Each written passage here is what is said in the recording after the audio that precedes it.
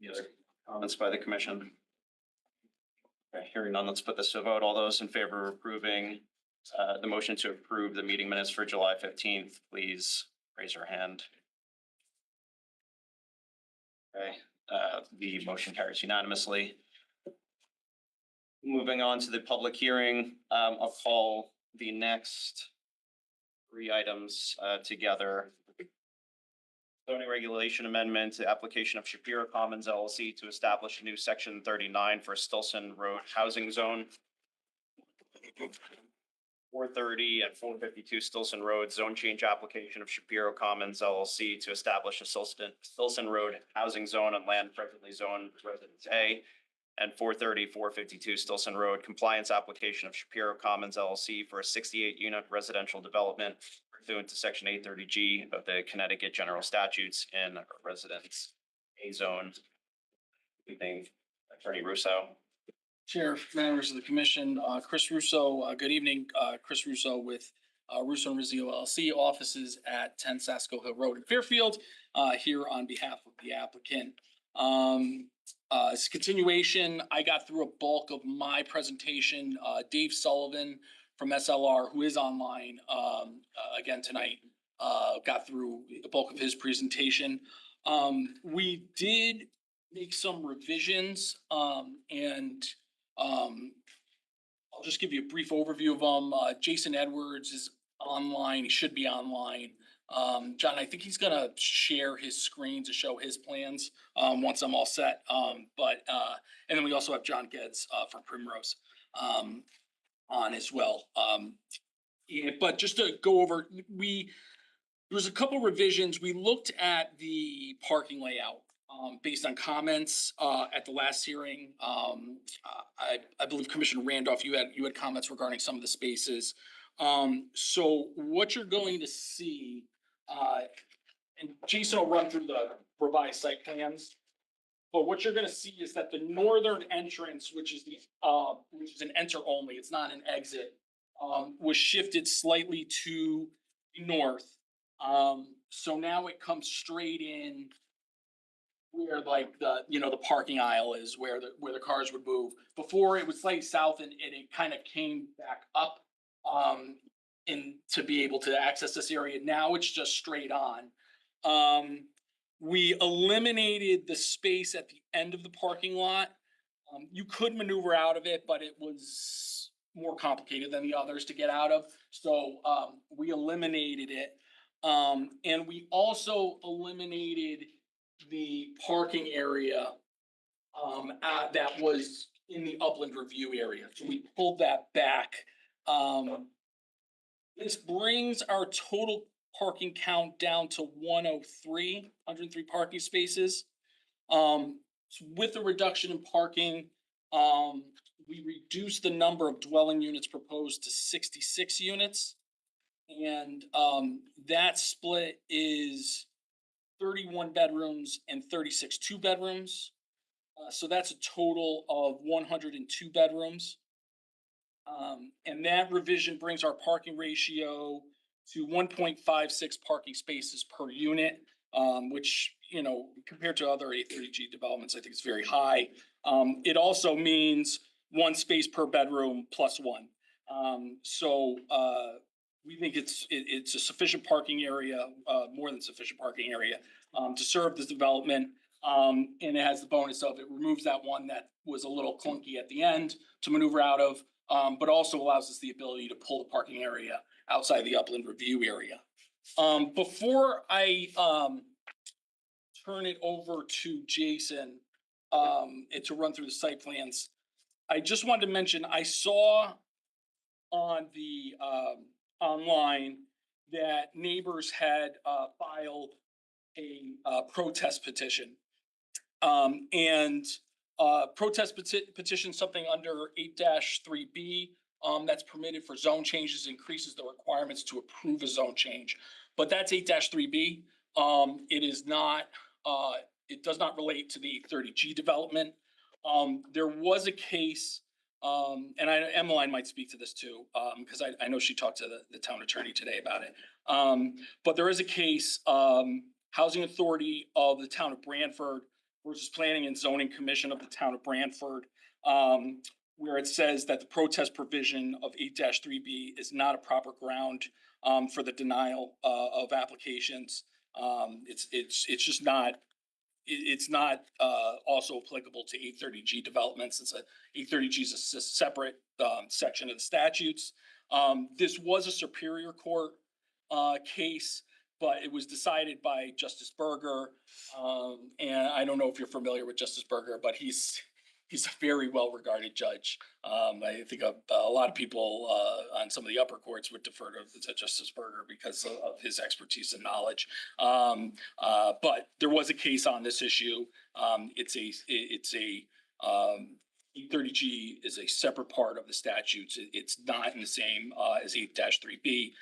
There's nothing in the 830G statutes that references 8-3B. So a protest petition wouldn't be, in our opinion, appropriate in this application. But with that, so I just wanted to address that because I did see it in the record.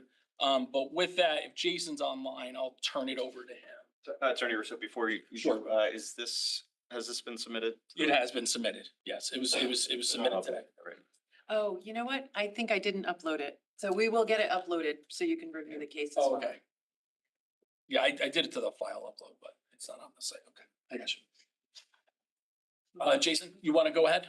Yeah, sure. For the record, Jason Edwards, J. Edwards Associates, Engineers Surveyors, located at 227 Stepney Road in Easton.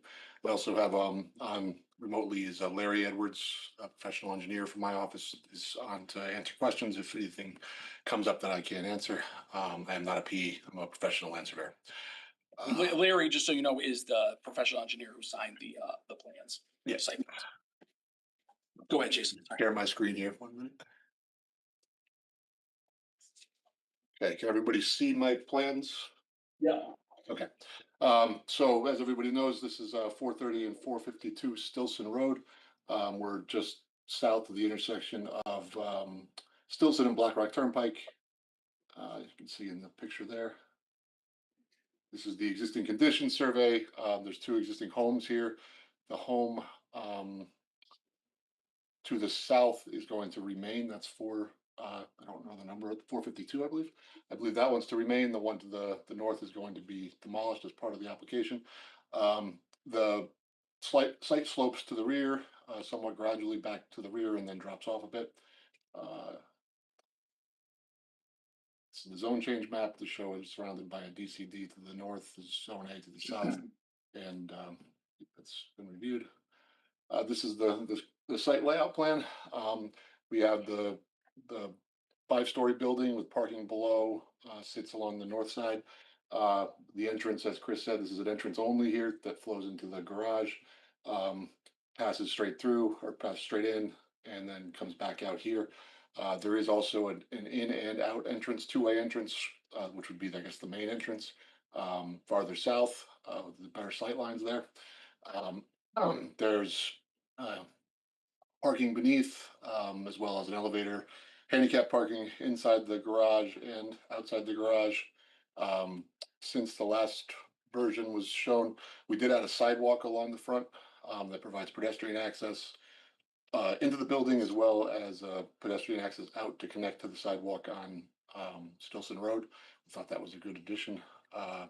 We also, as Chris mentioned, previously we had parking that came down into the this red line here is the 100-foot setback or the upland review from the inland wetlands, which is in the rear. We decided it was best to pull everything out of that area to try to better protect the wetlands. So we now have a few less parking spaces, but we're completely outside of that 100 review setback. The path, the vehicle path we show on here is a aerial fire engine. I believe it is the same that the town of Fairfield has. I have to confirm that to be 100%, but we've used it here before, so I believe it is. Again, this is the existing house to remain. That would be serviced by a separate driveway.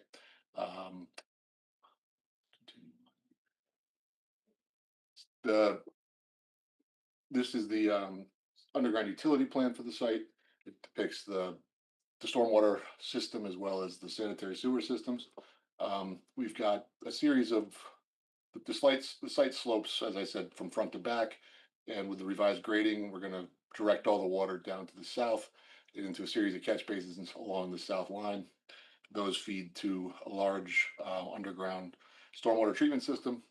There is a hydrodynamic separator proposed at the inlet here that feeds this system, and that's a mechanical separator unit that spins, takes out the sediment. We've also got a series of drains that come along the building behind it. These also pick up the roof leader drains.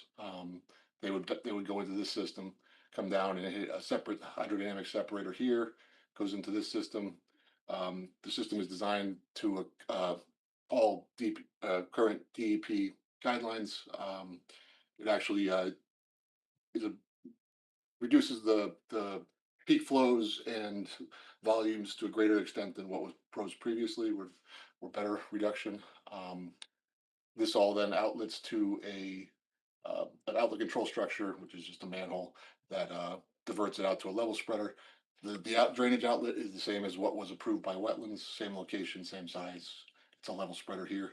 There is a separate planting plan for this area that was approved that I'll show you in a moment. Sanitary sewer on the townhouse application, we actually had to pump the sewage out to get out of here because we had dwelling units down farther down the hill. Now we're actually able to flow out gravity. Excuse me. So this is a gravity line that runs into the existing sewer system on Stilson, ties into that manhole there, and then feeds out. We did provide a letter with the capacity calculations on that, and there's more than adequate capacity for the sewer system. Take it on. So our soil and erosion control plan, again, it meets state standards. It's been reviewed by, I believe, by your engineering department. If not, I'm sure it will be. Detail sheets. This is a lighting plan that was provided. We've got photometrics here, and we propose some wall pack, some full cutoff wall packs along the front side and up this side and this side of the building. We are not proposing any lights on the rear of the building currently, so there's nothing back there to shine into the abutting properties. We also have a series of light poles here, here, here, and here. All of those would be pointed to shine into the site. And again, they're full cutoff, dark sky friendly lighting, and the photometrics are all provided here. And we provided a landscape plan. As I said before, there's a separate planting plan that's referred to here that was prepared by Bill Kenny for everything within the upland review area. And then we tried to take much of what Bill had done for the buffer plantings on the sides. We also try to maintain those to the extent possible. So we've got a lot of green giant arborvitaes to give some buffer privacy along the sides. And then in the front, we have street trees that were proposed, and those were per, I believe, the tree warden's guidelines. So there's 6 of those, or 7 of those coming along the front. And yeah, we also have the sidewalk, as I said before. I don't know if there's anything in particular you want me to touch on, Chris. Otherwise, I'll pass it back to you. Well, do you just want to go through, I was handing it out, so you may have made a comment, sorry, Jason, about the letter, and the calculations. For the sewer? Yeah. Yeah, we have a letter we provided that provides calculations for the sewage, the volume and what the capacity was when we did the application for the townhouses, and we're well within the 80% guideline WPCA is placed on capacity for that pipe, and we reduced the regulated activity and impervious area, et cetera, and increased the stormwater capacity, so there'd be no impact on the wetlands, negative impact on the wetlands from any of the stormwater changes. And just for clarification, that I think that percentage you ended up at was 37.7%. Yeah, it's nowhere close to the 80%. And then which is less than half of the capacity threshold. And that was signed by both you and Larry Edwards, who's a professional engineer. Correct. That's it, Jason. That's all I had. Good questions. Commissioner Randolph. A procedural question. When were these drawings received? We submitted them electronically today. what's the cutoff date for receive? I mean, these were literally just uploaded now. How are we able to, I wasn't even able to follow these when you submitted them. Can we reject these drawings because they were submitted, I mean, literally after the time? What's the procedural? So, Yeah. so what I will say is that we have one more meeting available Okay. where we can keep this public hearing open for additional questions, concerns. Sometimes with applications, there are revisions that are submitted. I know that I did speak to Attorney Russo today, and I felt it was important for him to, at minimum, be able to at least present these to you based on what they're requesting to change, so that you have some time to look at it. I know that probably Attorney Green will ask for some time to look at them, so that at least we can respond at the next public hearing. So just to be clear, these drawings were received, and I thought it was my error. I couldn't find the drawings we were looking at. No, we just got these. So what are Correct. the rules about when they're supposed to be submitted? Because the public It's, yeah. has never had an opportunity to look at these. I mean, can we reject these because they are? I don't, this can happen Yeah. with projects, particularly where there are concerns that are raised and the applicant's trying to modify to meet the needs of those concerns. It would be great if we had more time in terms of processing, certainly for this application. We can leave the public hearing open until the next meeting. Okay, Is that our final? That is the allowable date? final date available. And I appreciate you addressing the concerns. It's just that public, I mean, this is a controversial project and the public has not had it. These were literally, and I wasn't sure whether it was an administrative problem with staff, which can happen, but in this instance, these were received after the meeting started online. Well, they were submitted today, but I understand, I mean, look, we had the meeting last week, and so we're making these revisions within a week. It is, and I appreciate Commissioner Randolph, certainly, and we would have no issue with the hearing being left open so that the public could review it, that you could review it over the span of next week to next week. What I will say is, and this is the extenuating circumstances of what this commission is going through.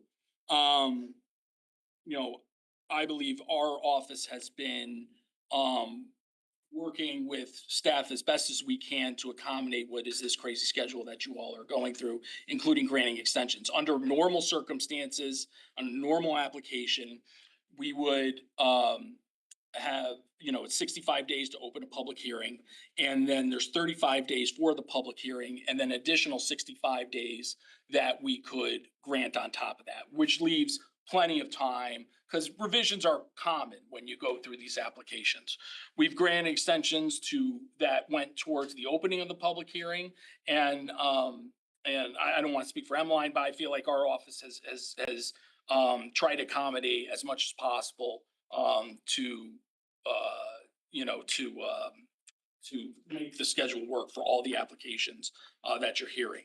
It does make the public hearing timeframe window shorter. I don't have as much extension time as I normally would to be able to put this out longer. But, that being said, we'd be happy to grant an extension to go to next week, so everybody could have time to review these plans fully. Is the parking and the associated changes, the reduction in the 2 units, the extent of the revisions? Yes, the floor plans have changed everything, Other than but what yeah. we've already Right. talked about, are there Right. more revisions that you're planning to talk through tonight? Well, I was gonna have the architect, because the architect's on to run through if you had any questions. Specific to that, there's not much change in the way of that. Again, the driveway realigned, we took out that space. There's 2 less units. There's some change a bit in the design. He can run through that quickly, but other than that, there's no other revisions to the plans. Move on for now. So just one specific question, and I've just looked at Please. this. what is the ratio of trees planted to parking spaces? Right. For landscape plan. Looks like this is Jason Edwards. We've got 88 trees proposed outside of the upland review area. And I've got to check on there's a whole section in the rear that's not on that plan called out by tree type that's on Bill's plan. So I'll have to look at that and get you a number. Yeah, I'm just looking at, looking at this now. What type of tree is that there? I'm just trying to, There's an American sycamore, pin oak, and then there's the arborvitaes. so green giant, so. And that's, so that's here. The So 88 oak trees are arborvitaes? 80 of them, yeah, are Yeah. arborvitaes. Rice screen. So did you review this with the tree warden? No, they have not reviewed this plan. And would it be possible to put trees in rather than shrubs? Because arborvitaes, I don't think qualify as trees. We could look at it, and see if there's a tree type that we can mix into it. Yeah, and your parking ratio is higher than your 1.6 is higher than what we've seen elsewhere, so eliminating some, because arborvitaes aren't trees, they're shrubs. I mean, is Mr. Kenny on? No.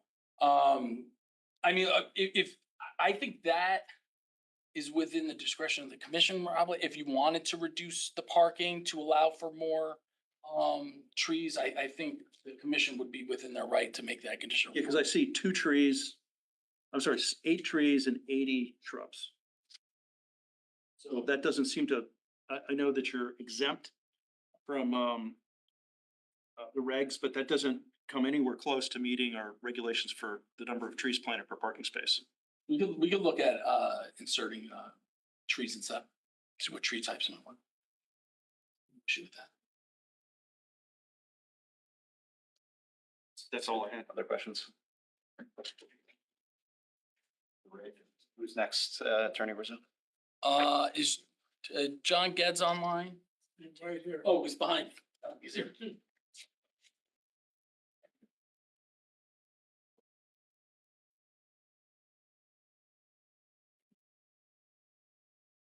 Members of the commission, I'm John Geddes. I'm president of Primrose Companies that specializes in designing and building buildings. We've been at it for 46 years. I'm also a principal and a Connecticut licensed architectural firm of the Associates, practicing corporate architecture. Just for the record, only one individual in the firm is licensed, and as per state statute, chapter 390, that's all that's required. And so I know there's been questions raised about that. But needless to say, there is some major design changes, and I'll go through them. Aesthetically, if we go to the elevation plan, Yeah. the exterior of the building was changed.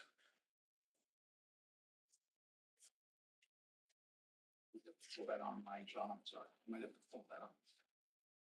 We don't have it. Oh, you know.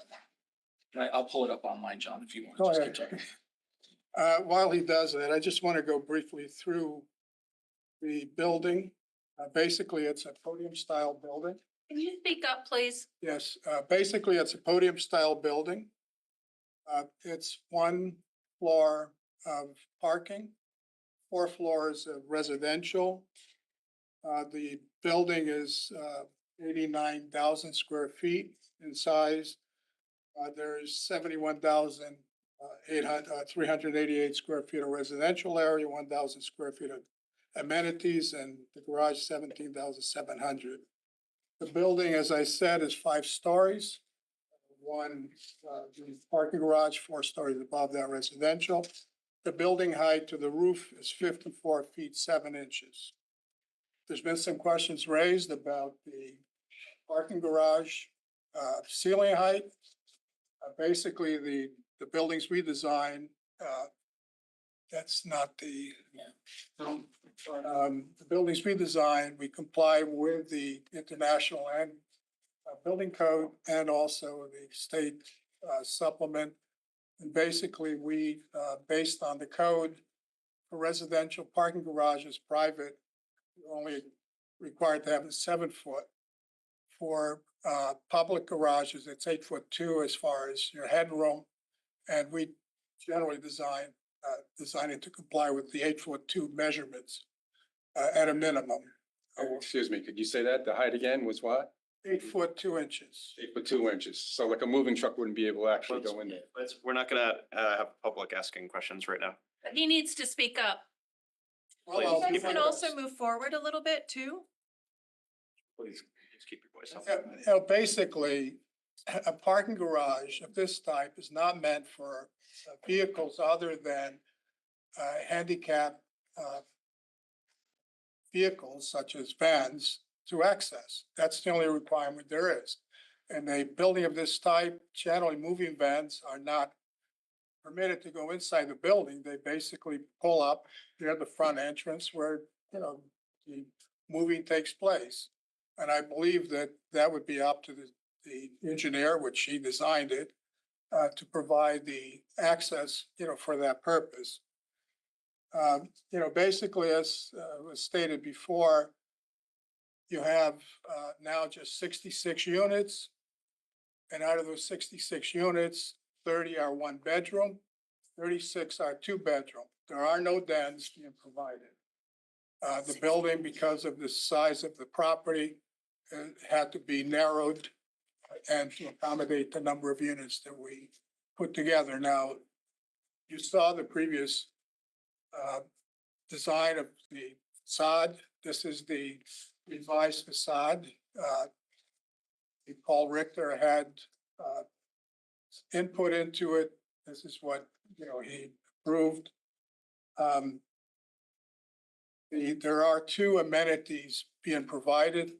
One is an exercise room area on the 4th floor and a lounge area on the 5th floor. Each one of those are 500 square feet. So if you look at the floor plans, go to the 4th floor.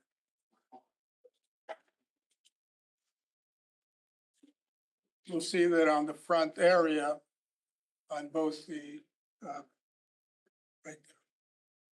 So that's the 4th floor, right here. Right. So that's an exercise room area, and then if you go to the 5th floor,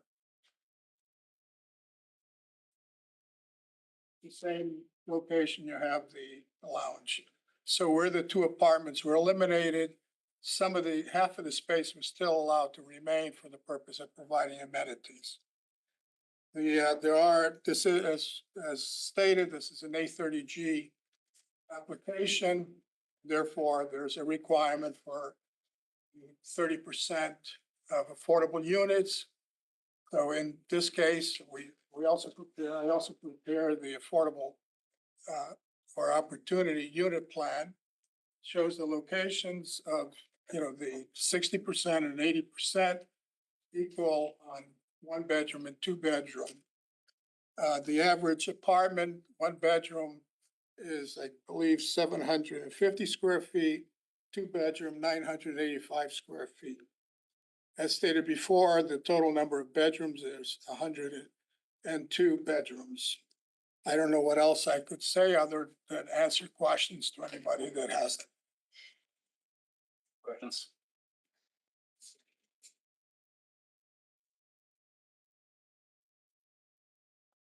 Yeah. Thank you. Who's, you have additional experts? That's it. I guess I guess we probably do that on rebuttal chair is, we're able to switch in, trees for some of the arborvitae's. We would also, if the commission was comfortable with it, accept, or would accept a condition to review the landscape plan with the tree warden and get his suggestion for possible tree species that might be appropriate to add. We could do it that way rather than keeping open the presentation portion of it till next week. I'll defer to you on that. And thoughts on Commissioner Randolph's idea about reducing parking and increasing landscaping and In my opinion, I think the commission could decide that and make it a condition of approval. If, I'm not sure how many spaces you're thinking of, but it basically a ratio that you would be comfortable with the services development. We could certainly add, we could agree to convert those spaces to landscaped islands essentially. I'm also curious, what was the reduction in impervious space with the revised plan? By removing the, Removing Jason, the- do you know what what the change was? How much it reduced the impervious?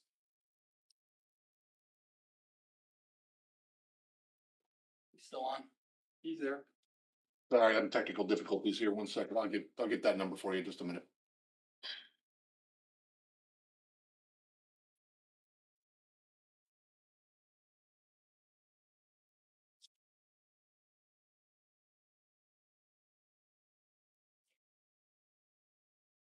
Probably is. Lot coverage.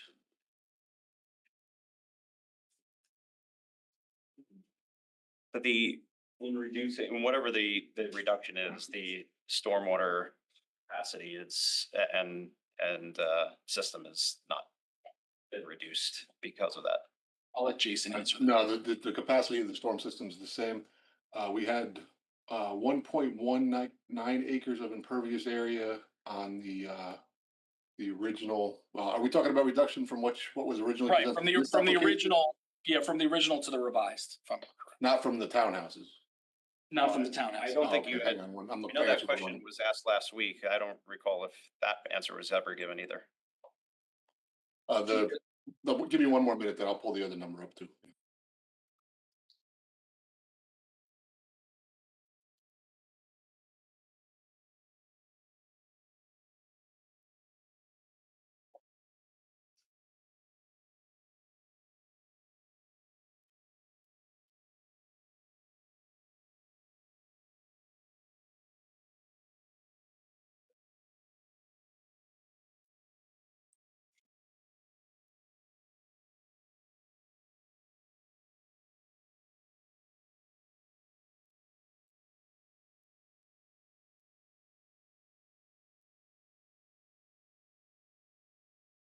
This is gonna take a while. You can get that on rebuttal. I'll get that on rebuttal, yeah. Okay, we're good for now? All right, so that will conclude the initial presentation. We'll move on to public comment. Attorney Green, please. Sorry.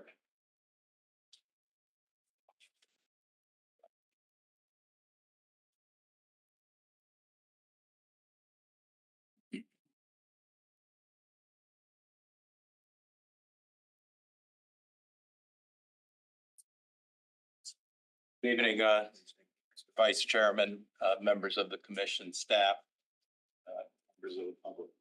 My name is Joel Green. I practice law in Bridgeport with the law offices of Green and Gross. It's my pleasure to appear before the commission this evening on behalf of Stilson LLC, who owns the property abutting and directly across the street at 427 Stilson Road.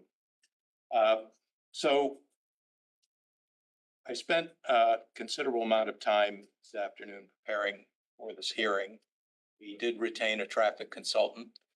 We went through the site plan that was available to us extensively and prepared a presentation that largely centers on traffic and access issues based on that site plan. And other aspects of the plan. And the plans that were presented tonight, as the commission has noted, were not available. They were not available on the commission website. Attorney Russo did send me an email late this afternoon, but it only had building elevations and it did not have the revised site plans.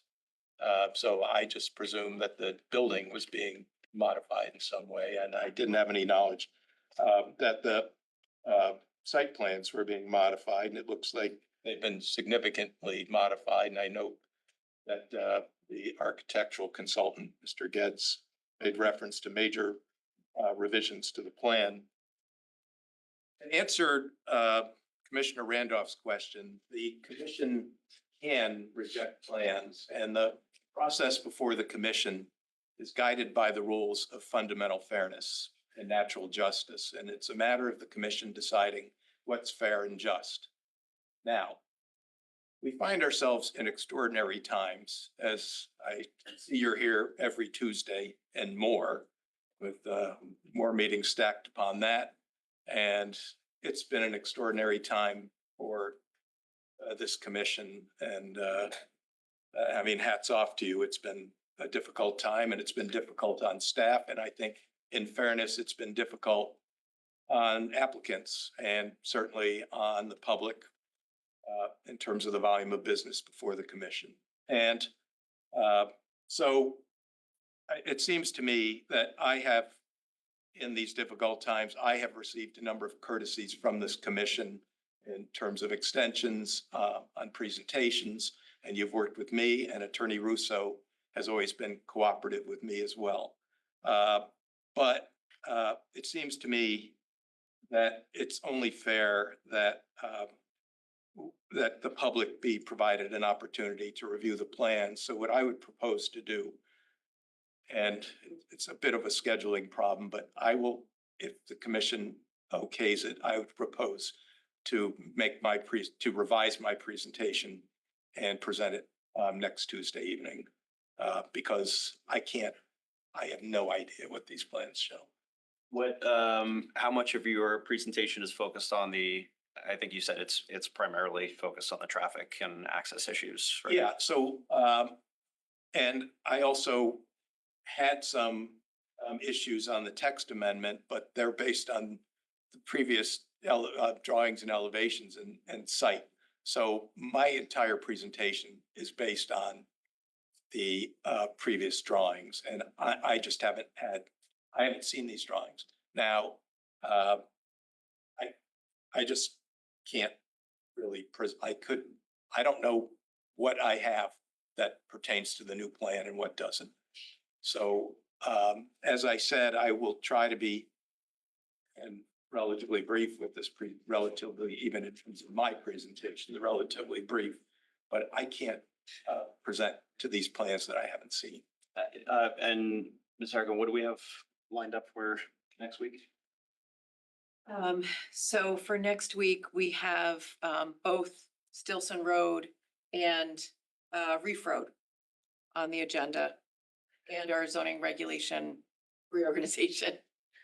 So what I am going to do is we are going to try to get through as much public input as possible today, understanding that there may be folks who want to speak on this and their comments are not specific to access issues that have changed. So we'll begin general public comment.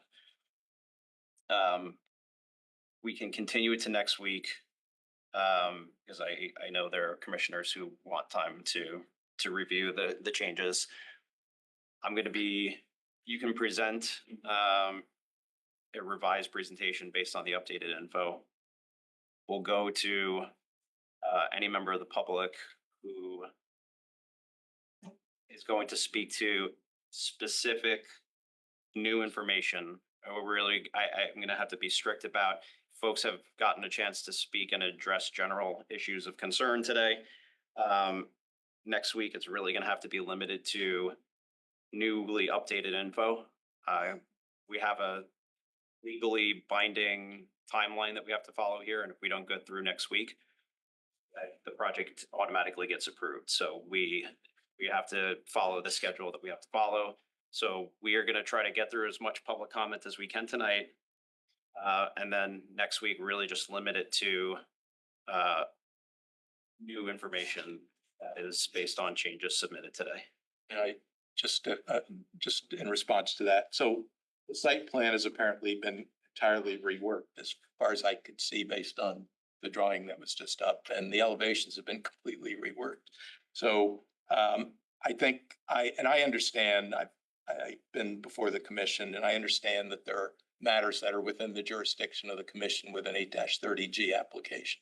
And my remarks will be within those bounds and maybe so, but what I would ask is, and I think Attorney Russo will probably agree, is can there be no more, there won't be anything else submitted. I understand that there's something on landscaping, but the fundamental site plan and the fundamental elevations won't change. I think that's only fair at this point. The target has got to stop moving. Sound reasonable? Do you have anything else you're No, expecting? I mean, what was submitted today was reduction of what was previously submitted. So I mean, that's all I think is happening. And as far as access, we're not changing the access. We just shifted the access drive. But yeah, no plans to submit anything. I mean, look, we certainly get reductions in scope, and those can be submitted late. I think in this case, the main concern seems to be traffic access, et cetera. So I think it's fair to allow some additional time to review that. So no additional submissions. We'll start public comment tonight, and then next week limited to newly revised input. Right. So are there members of the public who wish to be heard this evening? And please, if you don't need to make specific comments about access issues and your comments are more general in nature, I encourage you to speak tonight so we can make sure that we can actually get through this public hearing next week when we legally have to. Please come first serve, just say your name, your address. Keep your comments to 3 minutes. If there are folks who are joining us remotely who wish to speak, please sign in and chat. Otherwise, you'll not get to speak. So please do that now and start a queue. Good evening. Good evening. My name is Joe Anania. I've been a resident of this town for 45 years. I mean, this is the first I'm saying this. I heard about things happening. Sorry, sir, your address? 41 Vesper Street. But I'm looking at these plans and I'm saying to myself, what about our firefighters? The guys that actually occupy this building here? How are they going to access the rear portion of this building with a ladder? Do we have to pay for another fire truck to reach that far back? Now, I'm thinking wintertime.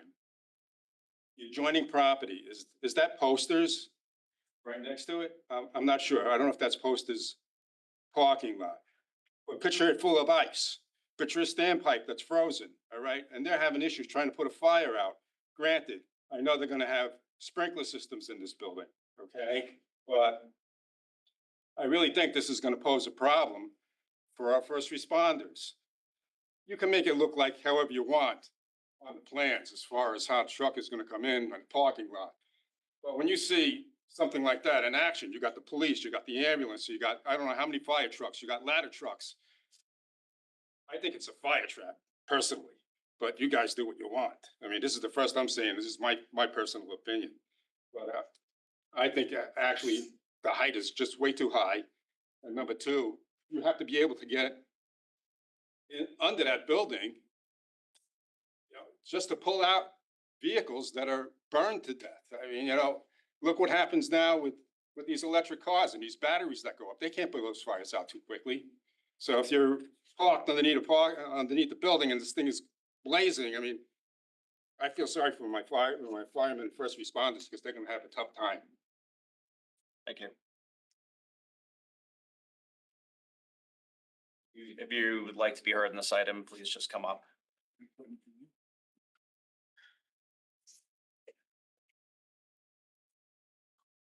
Hi, this is Ho Yu Tang at 470 Stilton Road. For the proposed new zone establishment, as I mentioned in my email, a development filed under 830G does not require the creation of a new zoning district. The applicant can pursue approval for 68 units without establishing the Stilton Road housing zone. Therefore, I strongly urge the commissioners to reject this new zoning proposal.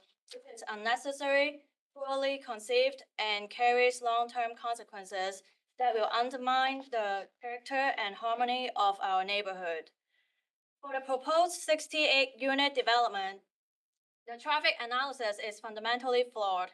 Although 21 units are affordable, the applicant's projections rely solely on ITE Land Use Code 221 for general mid-rise apartments, significantly underestimate traffic impact. ITE data shows affordable housing code 223 generates more trips per bedroom, especially during peak hours. A blended approach using both codes would be more accurately reflect the combination of market rate and affordable units in the project. Based on ITE data, the project would generate 39 AM and 55 PM peak hour trips, but these figures likely underestimate the true impact as the apartments may be rented and each unit could house up to 5 unrelated tenants under the Town of Fairfield's Certificate of Rental Occupancy. And per traffic study provided by the applicant, there are 43 car crashes occurred in the past 3 years. In addition, pedestrian and safety concerns must be taken seriously. I invite the commissioners to walk or ride your bikes on Stilson Road around 4 PM on a weekday during the school year. And as you know, this corridor is already unsafe. There are 7 pedestrian strikes just from the Little Pub to the proposed site in the past 5 years. Adding dozens more cars with multiple driveways near a school zone will only increase those dangers. In summary, I urge our commissioners to reject the proposed Stilson Road housing zone because it is unnecessary and unrelated to the 830G application. I also urge rejection of the 68-unit development based on public safety. The added traffic will only increase accidents and pedestrian strikes, creating serious risks that cannot be ignored. And my last question to the commissioners is, how many more car accidents and pedestrian injuries must occur before you take necessary actions to protect our neighbors' safety? Thank you. Thank you.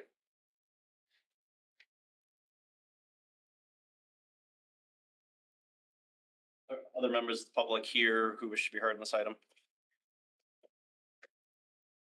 Sorry, again, I think I saw some folks online. There is.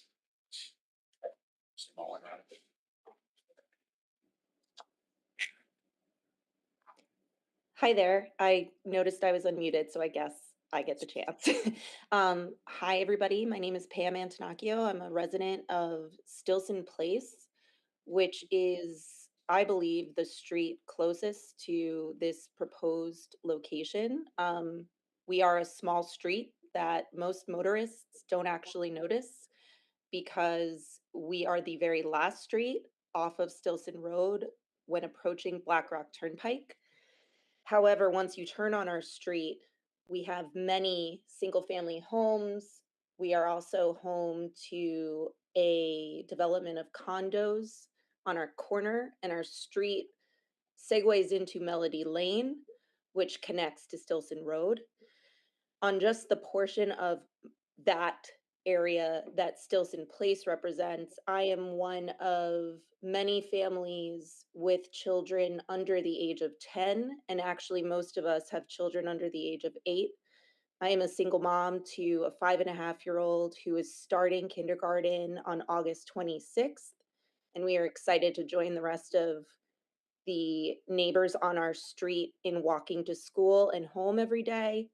And as much as I am excited about that, I am also concerned because in my just over 1 year of living here, I have witnessed firsthand more than 3 accidents, including one accident involving a pedestrian teen who was hit by a vehicle right on the corner of Stilson Place, our street, and Stilson Road, which is, as Lavina said, where multiple times a day traffic backs up. So I am primarily concerned about safety. I'm also concerned about what this does, not just to the aesthetic of our town and particularly this portion of town, but also why the need. I apologize for only joining now. I think that these meetings could be more publicized to the community.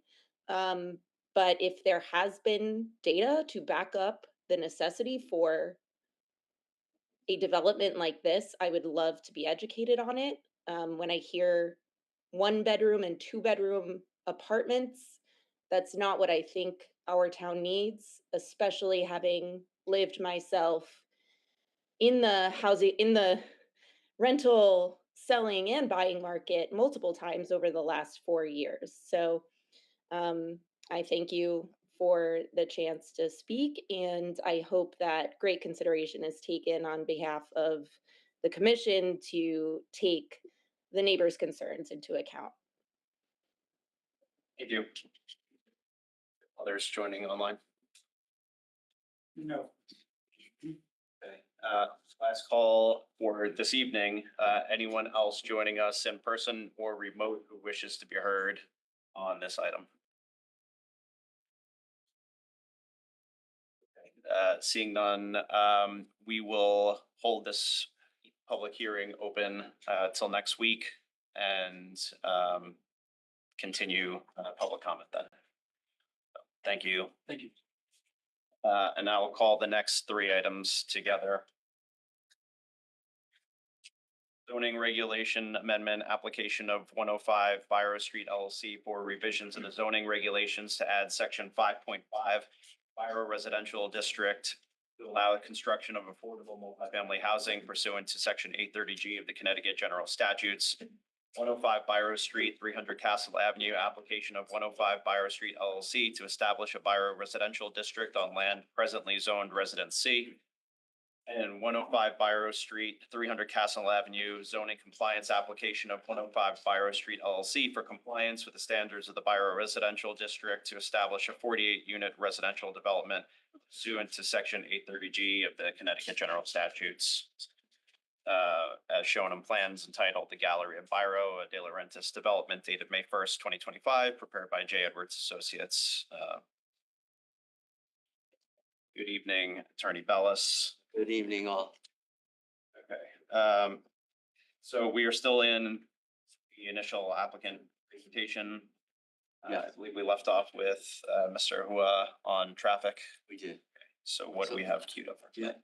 So, since that time, we did want to bring to your attention that I've uploaded a revised traffic study report because there was a question by one of the commissioners, it was Commissioner Bundy, about whether we could include other recent projects that were approved in town in the traffic study. So that was done. And he's here as well. Also included, since the time that we last met, we have an approval from the WPCA as to the sewer. That was done and the approval letter was submitted and uploaded onto the site. So there's an approval for the 48 units at 105 Byrow and 300 Castle Avenue. So those are my primary updates. I met with Emmeline and we tried to clean up all the submissions so that you would have the newest ones so that you can see it without getting confused with the prior ones when it was just conceptual. I think you raised that point. So this is, just so we're 100% clear, this is a site plan approval, full and final site plan approval. Change in a text amendment. There's no more conceptual. So I just wanted to make that clear. And tonight I have the experts that will be presenting the application. And they are in sequential order. And then if you have questions, and then I'll move on to the next. So I thought we would start with Chris Hall. Chris is the architect. Emmeline's good, or somebody, I'm not sure from that, will help us upload. But we also have some drawings. I don't know if you have people online that want to see it, so we'll do both. For those who are here for Byrow, if you want to move up to be able to hear better, not have a microphone. We don't, we looked for it, Try to keep my couldn't voice find up. it.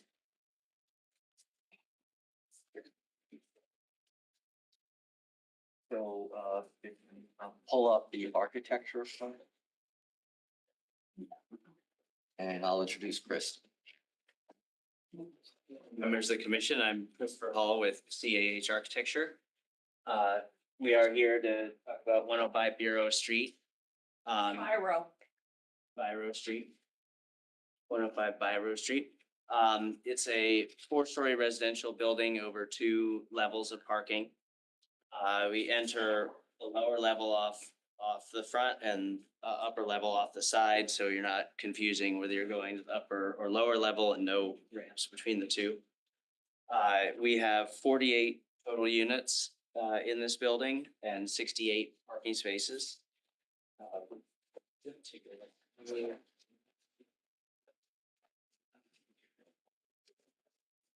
Just go to this page.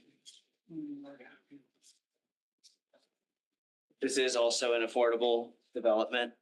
This is a plan of the units. The purplish color are the 80% affordable units, and the green are the 60% affordable units. It looks like we're starting to come up here. What page is that? Sorry. Looks like I drew that one. All right. The 5th page. There it is. Yeah, there we go. There we go. So we have a mix of units. This also is a mix of 1 and 2 family, 1 and 2 bedroom apartments. We have 28 2-bedroom and 20 1-bedroom units. And they are distributed throughout the floors. So we try to get a good mix of them. The lower level, we have 32 parking spots. We have a loading area, and we have 14 feet 3 inches of clearance down there, so we can fit delivery vehicles, emergency vehicles, any of that, if they do need to come in here. Yeah, we have parking spot assigned to each unit, plus we have extra spots here. We have 9 unassigned spots here for guests. Plus we have the accessible parking spots and the charger spots that aren't assigned to particular units as well. And they're split between them. So they're accessible parking spots on the lower level, accessible on the upper level. We have chargers on the lower level and chargers here. All the chargers are right by the entrances, just in case something horrible happens, better access to them. The upper level has 9 feet of clearance, so it's not intended for deliveries like the lower level is. Sorry, 9 feet 6.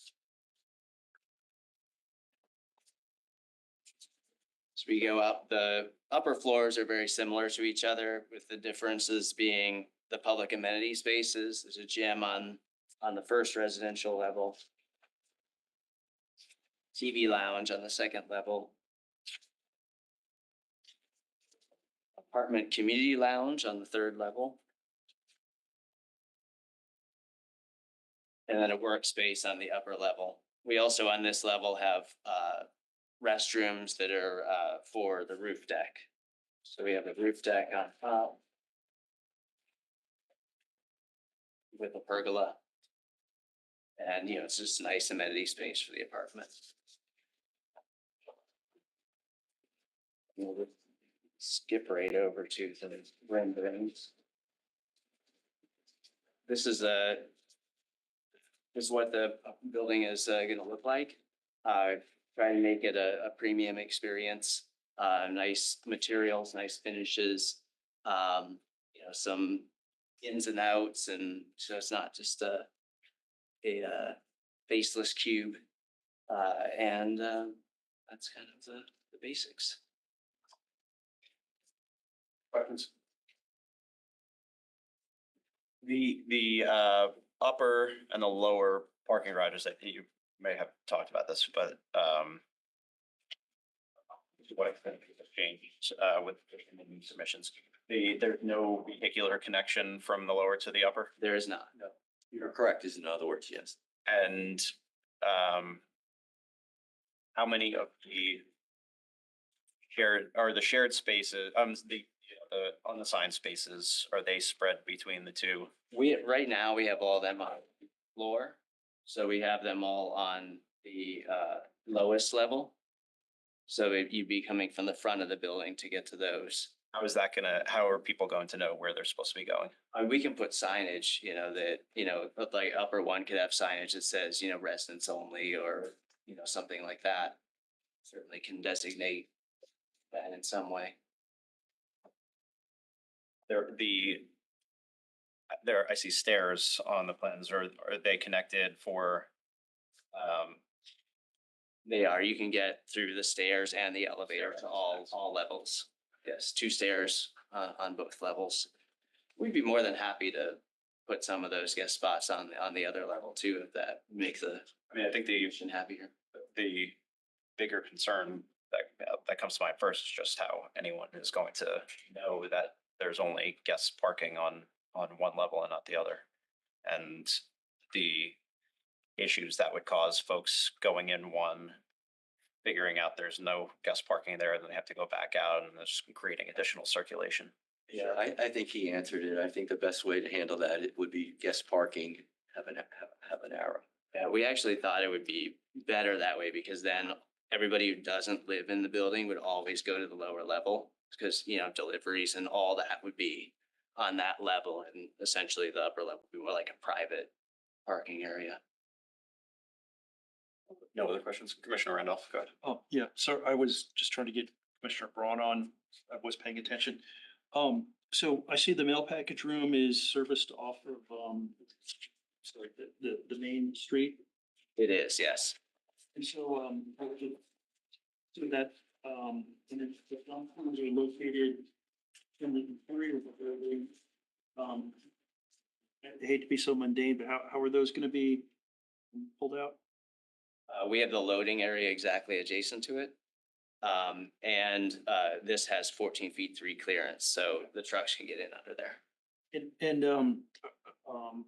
are you familiar with the community design standards? Which aspect of?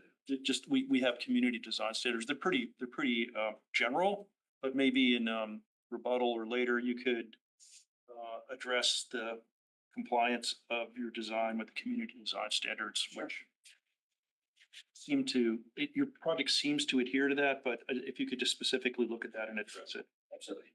And then just talk about, this is wood frame construction, 2 or 5, and the penthouse is it just an elevator override? It is. Okay. And then just address the materials on the outside of the building. Sure. Renderings. Right, so metal panels for the white and the dark gray. And then wood look panels for the brown. So real stone on the base. And, aluminum cladding that matches the aluminum panels for all the trim. And then the relief on the windows? Really, they're just the windows. Oh, this? No, on Between? the, I think looks like it's a brick material. Is there a shadow line on the windows? No, not on the windows. This is the wood look panels. Are they flush or are they pushed back a little? They're recessed a little bit. Which is a feature. Yes. No more questions. Any other questions from the commission? Commissioner Levy. Just by clarification, what appears to be the gray area surrounding the buildings, that actually is supposed to be Castle Street and Byro It Street. is, yes. So it's not a setback. It's not, no, The buildings are very close to the street line. it is. And looking at your site plan, it's a little hard, but it looks like the streets are about 24 feet wide in that area? I'll let, I think Jason Edwards is Yeah, gonna so- go next with the site plan. He would know those dimensions. Very good. Thank you. Absolutely, thank you.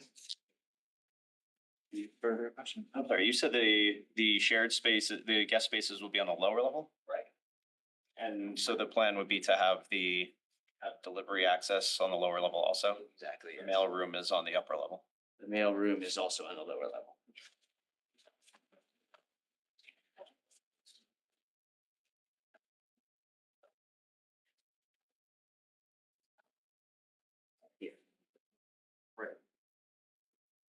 The previous plan had it on the upper level, maybe. Okay, you're got it. looking at that one, but it's on the lower level as well. No, we got rid of that. Do you have these sets on your? We have- we have one set. This must be the old one. This is dated July 26th, but it has the mailroom on the upper level. So that's been moved down to the lower. Yes, absolutely. Thank you. Thank you. I think to follow up with your question, I'll have Jason Edwards speak to the site. He's remote. I don't know how to do it. I don't know how to get him on.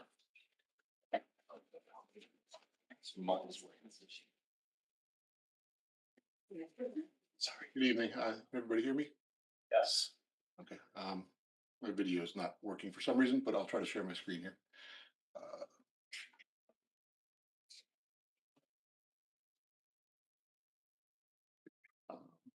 Okay, that should be the plan set here everybody sees.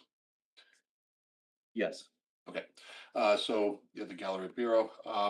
This is the existing condition survey. We are on the corner of Castle Avenue, which is on the right side of the page to the east, and Bureau Street, which is to the north. The addresses are 300 Castle and 105 Bureau. There's two existing single family homes here. They would both be demolished as part of this. Essentially, everything on the site is going to come down.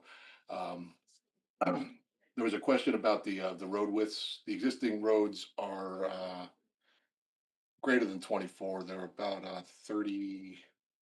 Get you exact number here. They're 32. Yeah, 30 feet. I'm sorry, 30 feet wide. So we had 24 is labeled for. This is the upper level site plan. We're calling it. There's not a lot of site plan on this because it's mostly building, but the fire department had asked as part of code review that we stripe this as no parking along Bureau Street. So we've showed that as a no parking area from our driveway down as well as just past. And then we provided a 24-foot wide remainder of pavement there, which would be the standard for this type of road per your zoning regulations or subdivision regulations. I'm not sure which one that's in, but that's a standard width of 24 feet.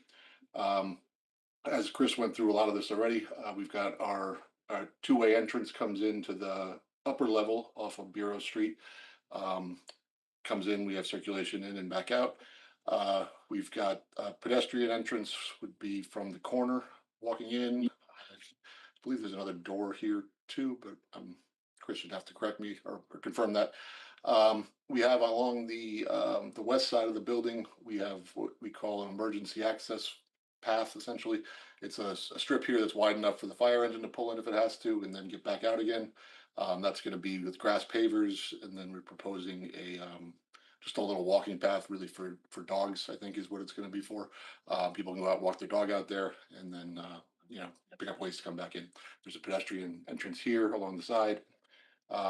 We've got some drainage that comes along the back of the building, and then we have a access path for pedestrian access, I guess you could say, or emergency pedestrian access along the rear.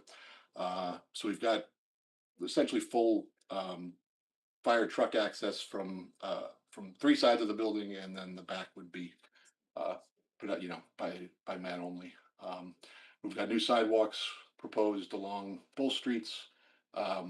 We provided at the request of the I guess zoning or engineering department, we did pull the walks back to provide a strip between the sidewalk and the curb for grass and landscaping, and we did add some trees. I'll show you those in a moment.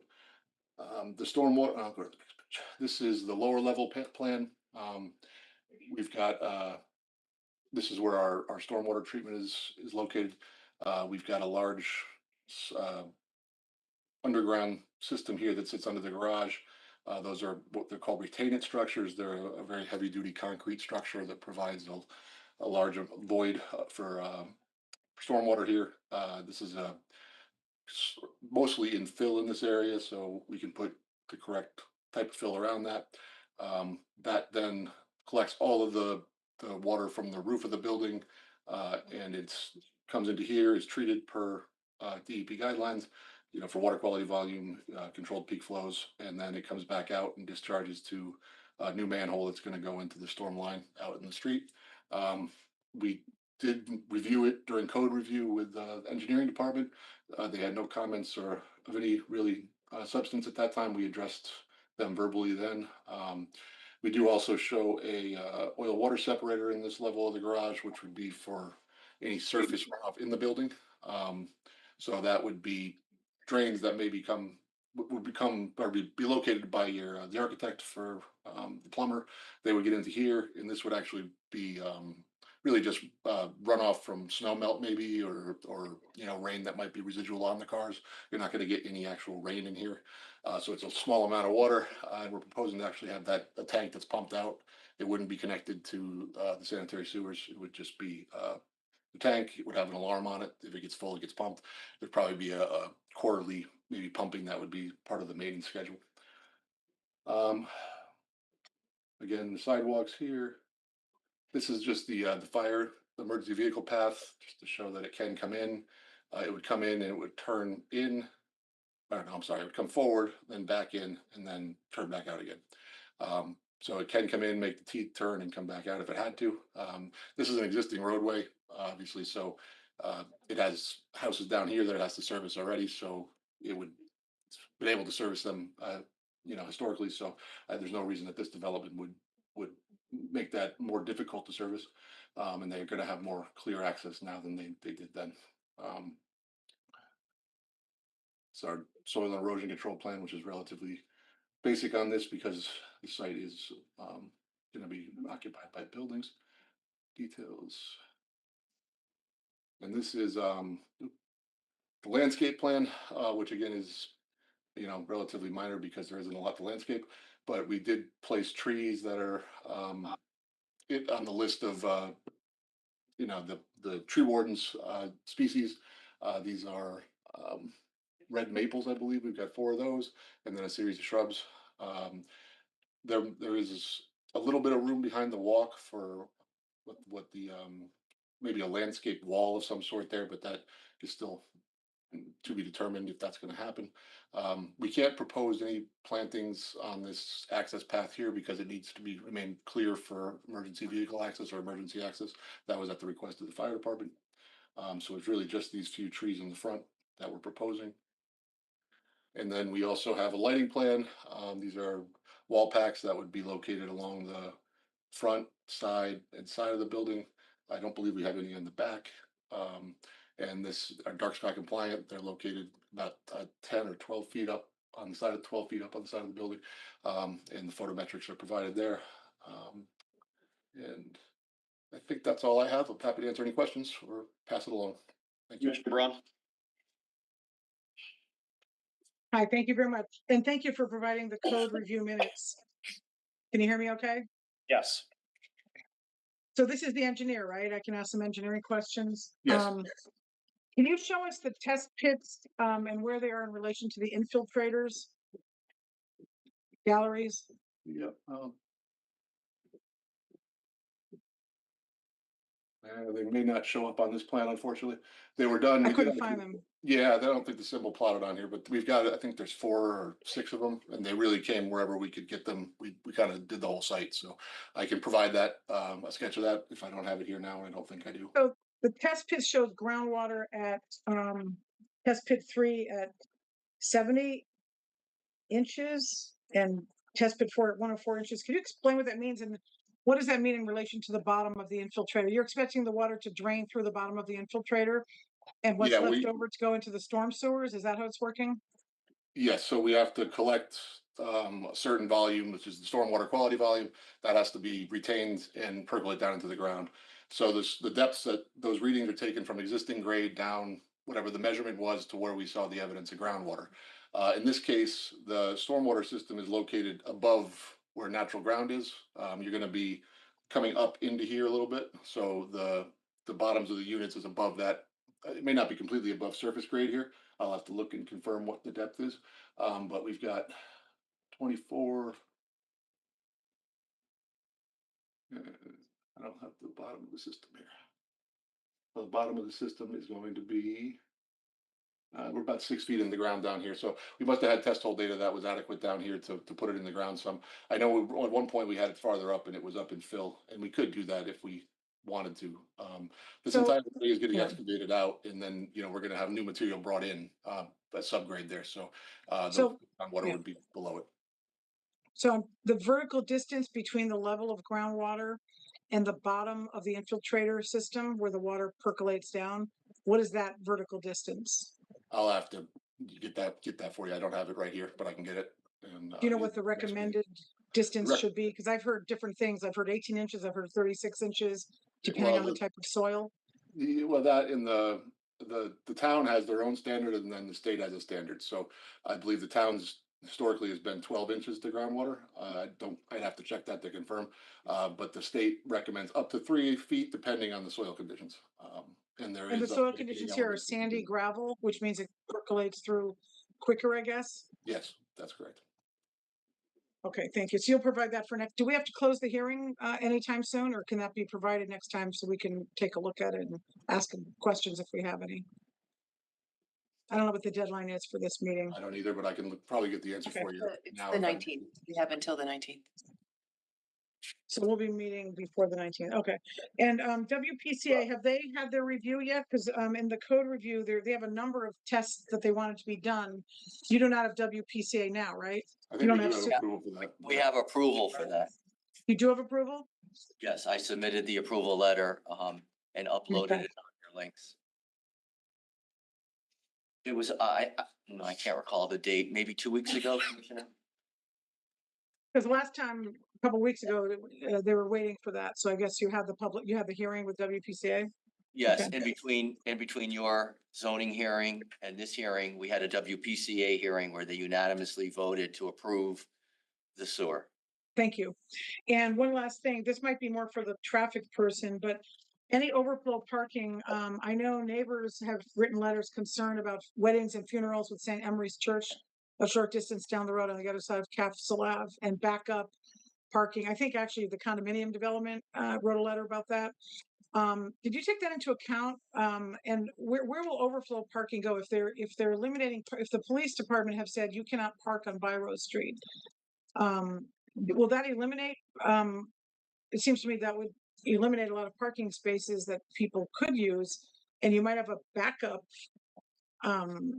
up the road perhaps of overflow parking from this development, and also cars trying to get in and out of this development if there is a backup of traffic or parking from other functions from the church. Has that been considered?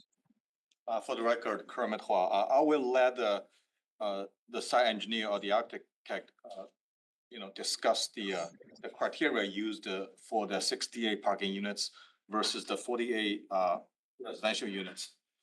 As far as overflow parking, is that you, Commissioner Brown, you mentioned that the police department just said we're not allowed to park on the street. Is that I thought that's what you said. Somebody just said that you I can't. park never on- said that. I never said Well, that. somebody said something that we're not supposed to park on this Byrose Street. I said Somebody that to said that. Jason Edwards, that part of the code review meeting, the fire department, I believe, actually. Oh, the That's fire good. department said Yeah, that? So does I that think mean so. you will have no parking on Byrose Street in front of this development? That's what's currently proposed.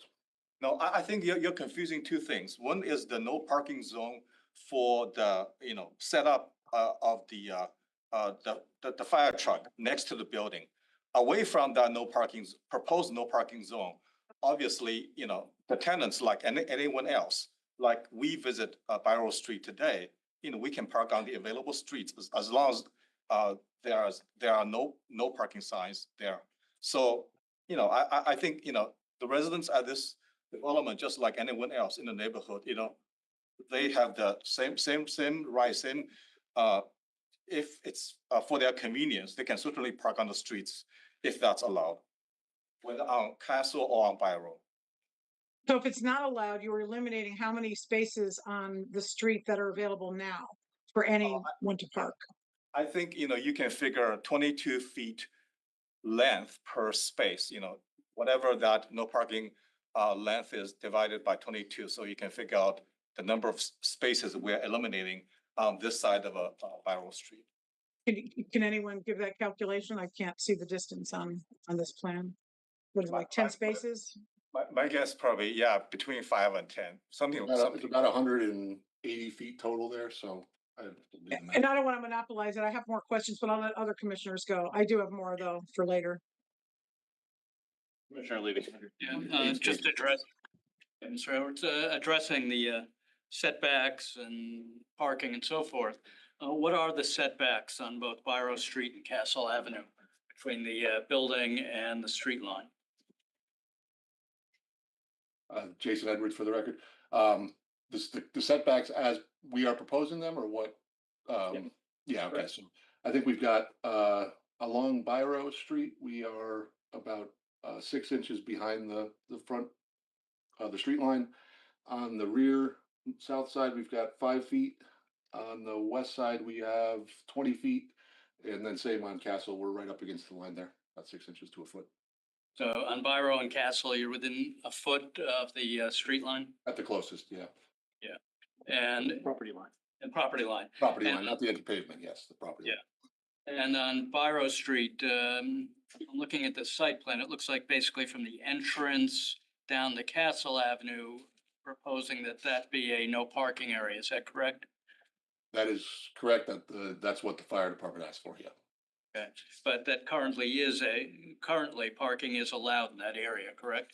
I don't know for sure. I think people do park there, but I would say that within there's a certain distance back from that intersection that is generally not allowed. It may not be signed, but I think it probably is supposed to be. I think what Kermit Huon may be able to answer this, but I think there's like 25 feet back typically from an intersection. So part of that would be for no parking too. And on Castle Avenue, what is the width paved portion of the street on Castle and Biro? Biro is 30. I'll check Castle. I think it's the same. Double check. That is also 30, a little over 30 feet. Would it be fair to say that that parking on both sides would make it would be very tight? I'm sorry, what was, I didn't understand the If you were question. to have vehicles parked on both sides of Biro or on both sides of Castle, would that make it difficult to traverse those streets? I don't know if that's, I mean, difficult, it could be on a busy day, it might be a little bit more time consuming, but difficult wouldn't be the word I'd use. I think it might be slower. How much, I mean, your average car is what, about 8 feet wide? Yeah. So if you took 16 feet out of 30, so yeah, you're gonna have one lane of travel there if you had both sides parked in. We've got On both Bureau sides. Street, it's a low traffic street, it probably wouldn't be as significant. Castle, it may be more. Thank you. challenging. Yep. If I may, again, for the record, Kermit, I'm just looking at the Google aerial. It seems like there's no prohibition of parking, car parking on both sides of Castle Avenue. My recollection, visiting the streets in this area, the only streets that has no parking signs is on Haley Avenue, which is 1 over. It's not related to 105 Biro Street project. So currently you can park on Castle Avenue on both sides. So it's not a change in the parking condition of Castle Avenue as a result of this development. Thank you. Commissioner Randolph. Attorney Bellis, is Mr. Versi going to present separately? Okay.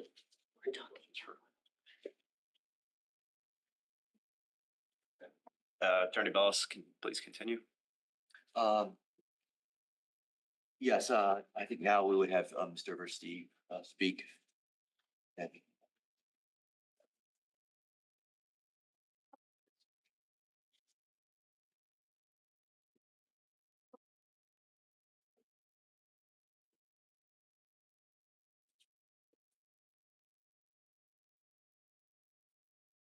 Good evening. For the record, Joe Versteeg, Versteeg Associates. You have my July 27th memorandum to the Planning and Zoning Commission stating that I'm the principal of Versteeg Associates, an independent consulting firm specializing in building and fire code compliance, and I've been retained by the applicant in this matter. The documents before you, both site and architectural, I have independently reviewed And it's my expert opinion that the building's height, footprint, interior configuration, construction materials, fire protection, and life safety systems, location on the property, and fire department access are compliant with Connecticut's adopted administrative regulations addressing building safety, specifically the Connecticut State Building Code and the Connecticut Fire Safety Code. In addition, the development does not pose a significant risk to life or property, and this project will not have an adverse impact on a substantial public interest, nor does it pose any safety concerns. You also have my submitted resume indicating over 40 years' experience in this field. I'm a licensed building official and certified fire marshal in the state of Connecticut. If you have any questions, Mr. Ranville are waiting. Sure. We go to drawing 2.0, please. Of the architectural plans? It was the civil site full. Jason will have someone. Okay. You have the screen? Yeah, if you can help us, thank It you. was the last set we were just looking at again. Yeah, it's closer. Number 2. What page? 2.0. Yep, that one. So, I don't know if you can zoom in, Jonathan, a little bit, but, on plan left, we can kind of see a serpentine walkway. Yeah, right. It's on the left side. Oh, go down. Yeah, on the left, you see that serpentine walkway? Yes. That, what's the depth of that? The depth, Yes, the walkway, width of the walkway? not the length, how deep, how far is that setback from the building? There's a dimension on one of these that, it's on the bottom, just right above the circle, the bottom. Right here? Yeah. That dimension says 5.1 feet, No, I see 20 feet. 20 feet. Yeah. Yes, 20 feet. as stated by the site developer. Yeah. The edge of the building to the property line is 20 feet. Is that required? The 20 feet? Yeah. Best practice? For access?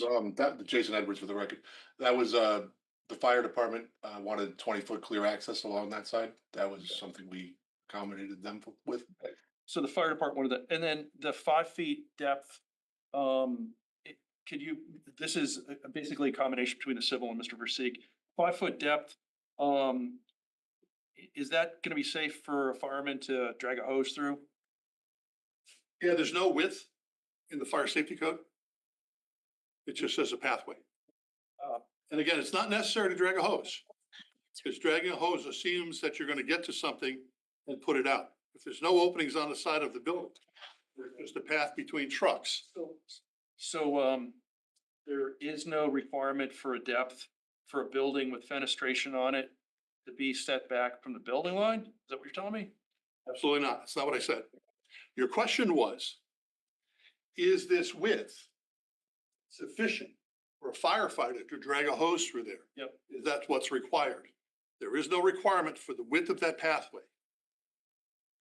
There's also no requirement that it be a sufficient enough walkway to drag a hose through, unless there's an opening in the exterior wall at the grade level where dragging a hose to do something would have some purpose. Right, which there is, because that side has fenestration on it, right? Okay.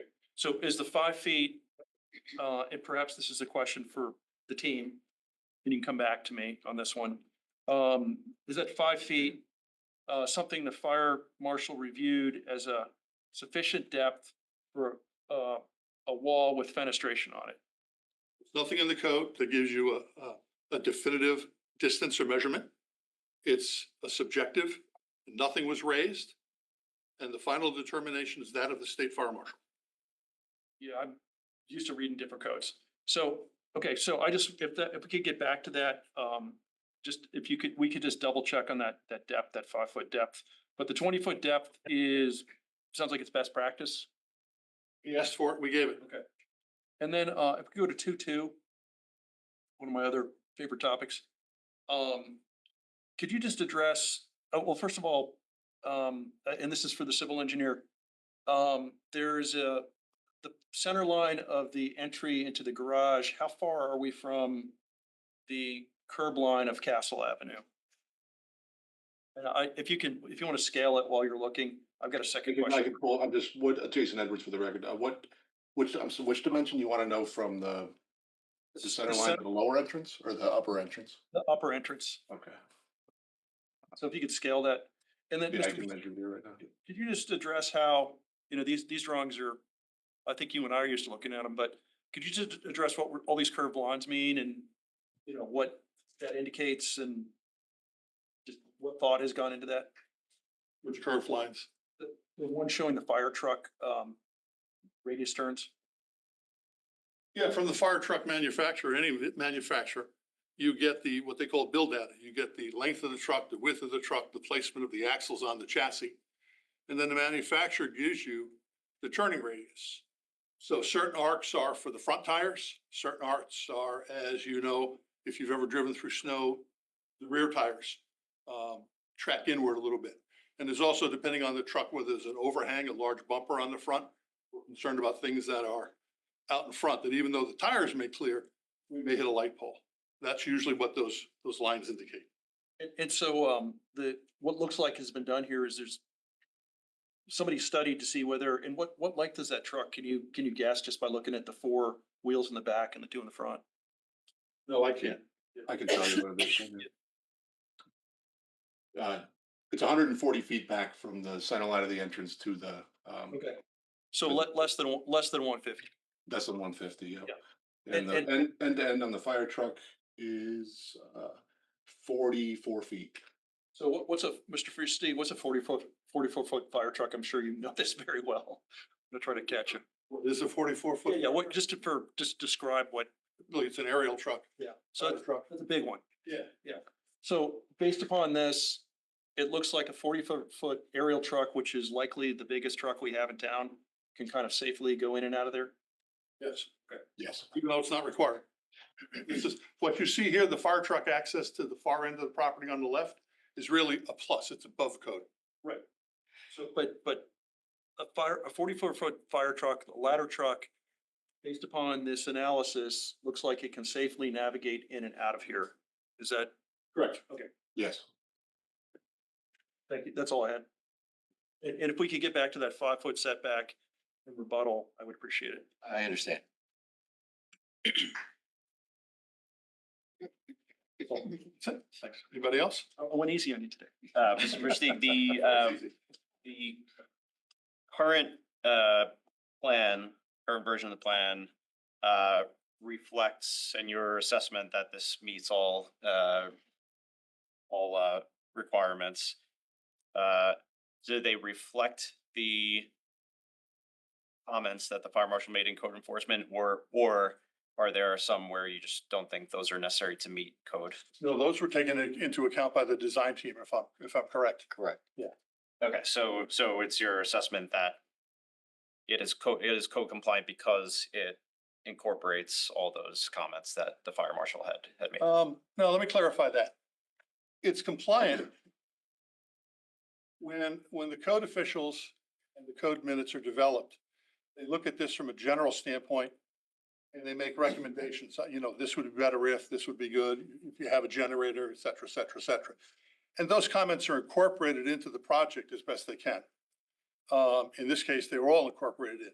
The degree of compliance comes in that what you see here from a height, a footprint, fire department vehicle access, the arrangement of the apartments within, the arrangement of the exit stairs within, the required fire protection systems are all applicable, are all in compliance with the code. Now, the final determination as to the project's compliance, as you know, is by the Connecticut General Statutes. The architectural team has to submit what they call construction documents, which are developed. Mr. Randolph knows they go from 8 or 9 pages to 300 pages, contain every detail, even specifying which toilet will be required by the architect to comply with the project or an acceptable equivalent, all the way down to doorknobs. So everything on the project is detailed in the construction documents. Those are submitted to the building official and fire marshal. They are reviewed, determined to be compliant, and a building permit is issued. If they're not compliant, the building permit is not issued, and those items are either lacking information or non-compliant or corrected, then the building permit is issued.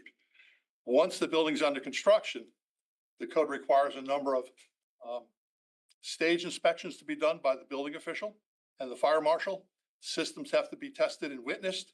And only when everything is totally compliant and in compliance with the approved drawings in the code is a certificate of occupancy issued that allows occupancy by the public and residents. So there's a number of checks and balances here that if you approve a project here and the plans are developed 6 months or a year from now, submit it to the building department, and they find that they're not compliant, it's a moot point. You're not going to build a building. Thank you. Questions? I just one, Commissioner Randolph. go yeah, ahead. just one question. This is And then really for Commissioner Braun. the architect and for Mr. Versteeg. I'm looking at the typical floor plan A102.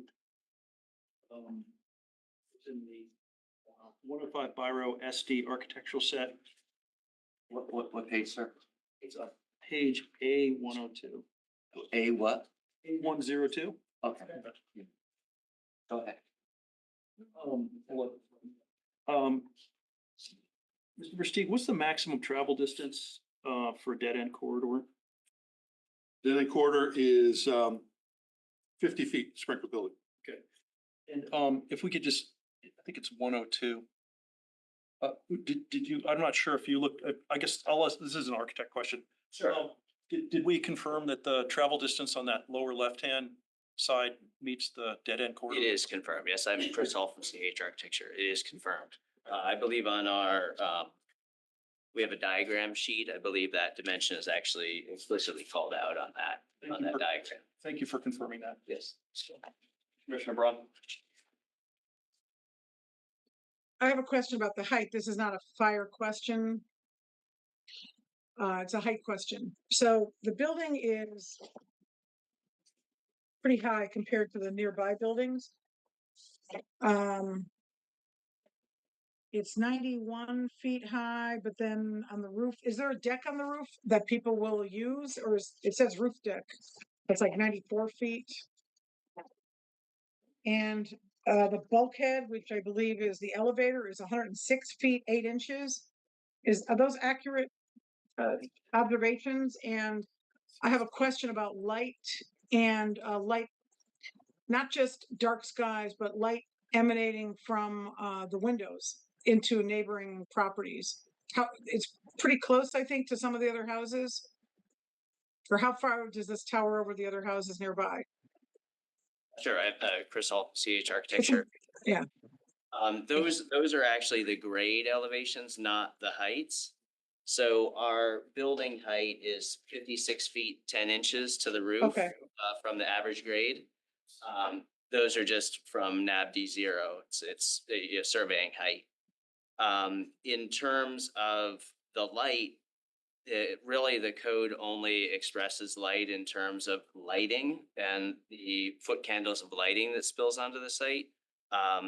There's no specific code that I am aware of about interior light coming out through the windows. So if you could just show the one, right, if you could scroll down a little bit so I could see the building, the one out. So the top of the elevator shaft, what is the height of that from grade? Is that 56 feet or is that the building itself? 56 feet is to the top of the roof. And what about the top of the elevator shaft? It's another 15 feet to the top of the elevator shaft. So it's like 72 feet. 72 feet. And how high is that in relation to the nearby house, the nearest house? That's up Biro, right? The elevator is on the Biro end. It's up the hill on Biro. It's at the corner of Castle and Biro. Oh, I thought it was on the uphill side of Biro where the elevator is. No, it's at the bottom, at the downhill side. Okay, so there's no lights then on the sides of the building, all the lights, except for lights coming from the interior, any lights for lighting the exterior is not high enough up to bleed into neighboring properties? Correct, yes. They're all the cutoff fixtures that were noted on the Edwards plan. I couldn't really understand that, the lighting plan, but it's hard to understand. It's got a lot of numbers on it. Could you possibly explain that? Because it seems like the distance horizontally is fairly close to other houses and vertically it's much higher, I believe, than other houses. Right, So- but those lights are all down low on the building. Mhm. And that diagram, those numbers are all how many foot candles are falling in that specific area. It's on the Edwards plan, those. On the those civil foot plan? candles. Still, not the, these are the architect plans. Probably best if And- you speak to that, it's his plan. Yeah, I can speak to it. If, you want me to share my screen? Yeah, if you have it up, you can share Yeah, I can share it, sure. And also, just to answer your question on the separation. Restate your name. I'm sorry, Jason Edwards for the record, J Edwards Associates. Can everybody see the plan here? Yes. Yes. Yeah, okay. Just to, not to derail you, but the separation to the groundwater, I'll get you a sketch or a document that supports this, but we're about 3 feet separation, or just over 3 feet from our bottom to the observed groundwater. The lighting plan. Okay, so the light fixtures are these wall packs that aim, if you can see on here, they're designed to aim down, and they come out about 20 degrees off the building, so it'd be, you can't see me move my arms, but it's aimed down and then angled out about 20 degrees off the building. So you're only, each one of these, as you come down, they're up 12 feet on the side of the building, and they're designed to just aim straight down at that angle to not go past the property line. So your highest foot candle is just under 2 right at the property line. One just over here, and then we don't have any on the backside, which would probably be the closest residences to us, and then the rest is streets. So it's really just one side here that would be close to anyone. Are there houses on the other side of Castle and Biro? Like, would they be able to see the light? Not based, I mean, they could see the light, I guess, but it wouldn't be of anything, Would it be significant. elevated above? Because that's on the uphill side if you're looking across Castle, probably, right? Castle, we'd still be only 12 feet from the ground of Castle, so we're still only Okay. up 12 feet there. So, so you wouldn't be, based on the analysis, we've got 0 foot candles at the center line of the road, basically. So you wouldn't see much past the sidewalk, with good clear light. Okay. That's the Thank intent. you. Yeah, you're welcome. Questions from the commission? That would be it then for us. Sure, that's the end of your presentation. So, okay. Thank you. So we'll conclude the applicant's initial presentation and move to public comment. Are there any members of the public first in person who wish to be heard? Please come up first from serve. And while that is happening, if you're joining us remotely and wish to be heard, please sign up in chat, put your name in chat. Otherwise, you will not be able to speak. And please limit your comments to 3 minutes. Thank you. I requested additional time again. It's in writing. I believe you. It's in writing, correct? I believe you. My name is Tom Davis. I live at 50 Finn Street. Yeah, please go ahead, Mr. Davis. I live at But 50. please just try to keep it, relatively condensed. No experts. Okay. What's the sense of a public hearing then if you can't speak your piece? I'm giving you I extra didn't- time. Because I didn't hire an attorney? I'm giving you extra time, but I'm just asking you to keep it. Again, my name is Tom Davis. I live at 50 Finn Street. I've lived there for 42 years. I've lived in that area for the past 70 years. I know everything that has gone on Black Rock Turnpike, Tunks's Hill. I stated at our last meeting. Now we're talking about 105 Biro Street. Okay, and you have our so-called experts. And you ask a question, what is the width of Biro Street? It's 28 feet. I told you guys that a month ago. What's the width of Castle Avenue? That's 30 feet. It's written down. It's easy. There's no parking on Biro Street according to the plans. There's no parking on Castle Avenue according to the plans. Very simple. There's some other questions, but I'm not going to get to that.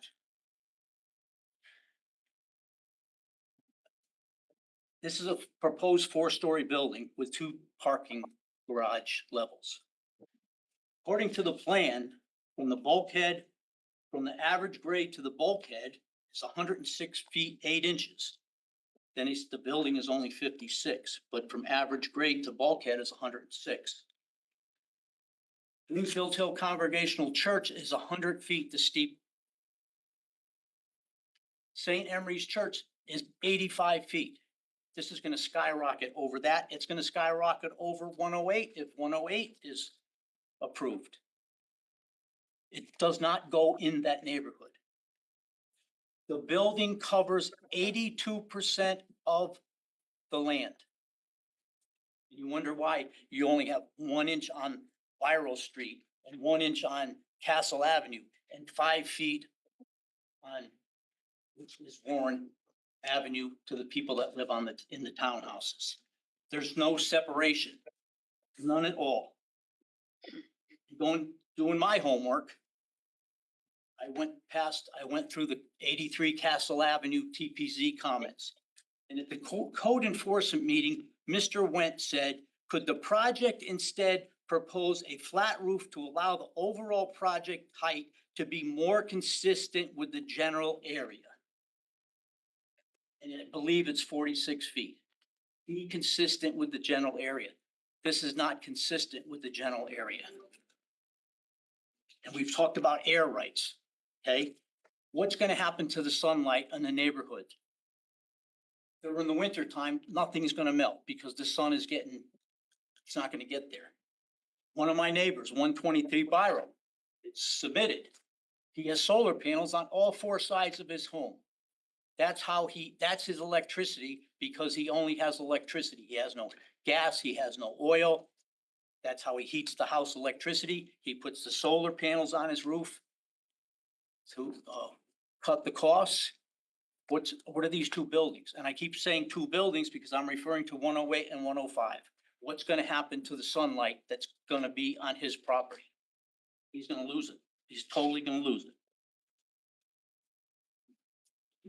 Nobody mentioned this, but St. Emery's Convent was built in 1964 and 300 Castle Avenue was built in 1917. They're both slated for demolition. Nobody mentioned asbestos. Nobody mentioned lead. Nobody mentioned the oil tank that's in the yard. Nor did they mention the oil tank at 108. A lot of things aren't getting mentioned because they don't want to mention them. Okay? What about I mentioned it before, what the dust? Unbelievable.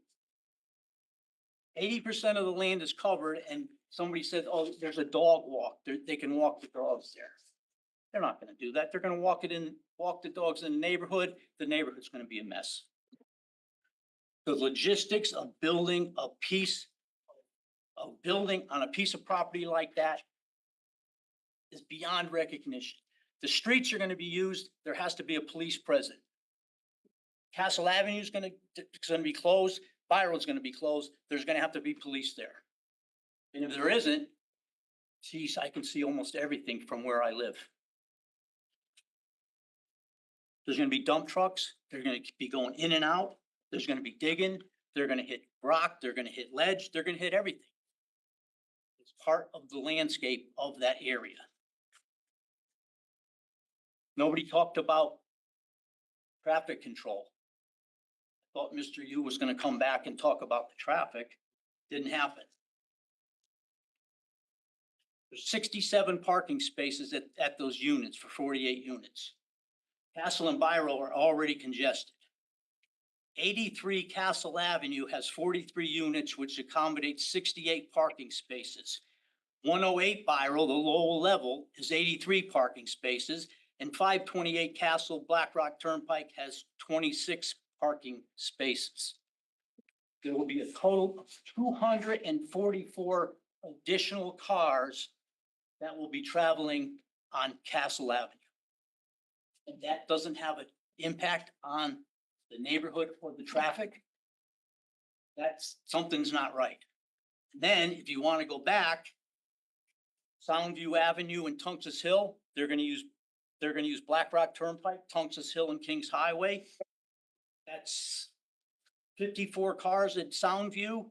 And if Berkeley goes through, that's 51 more cars.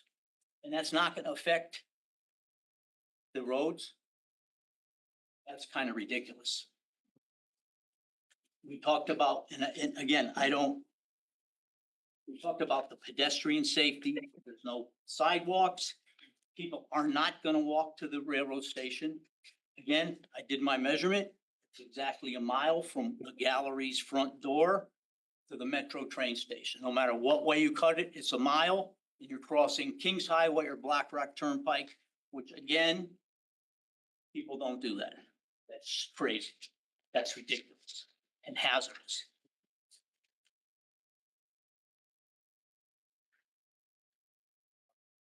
Talked about fire trucks getting to through Castle Avenue, Biro Street, and they're gonna put a 20-foot access road behind the building. Okay?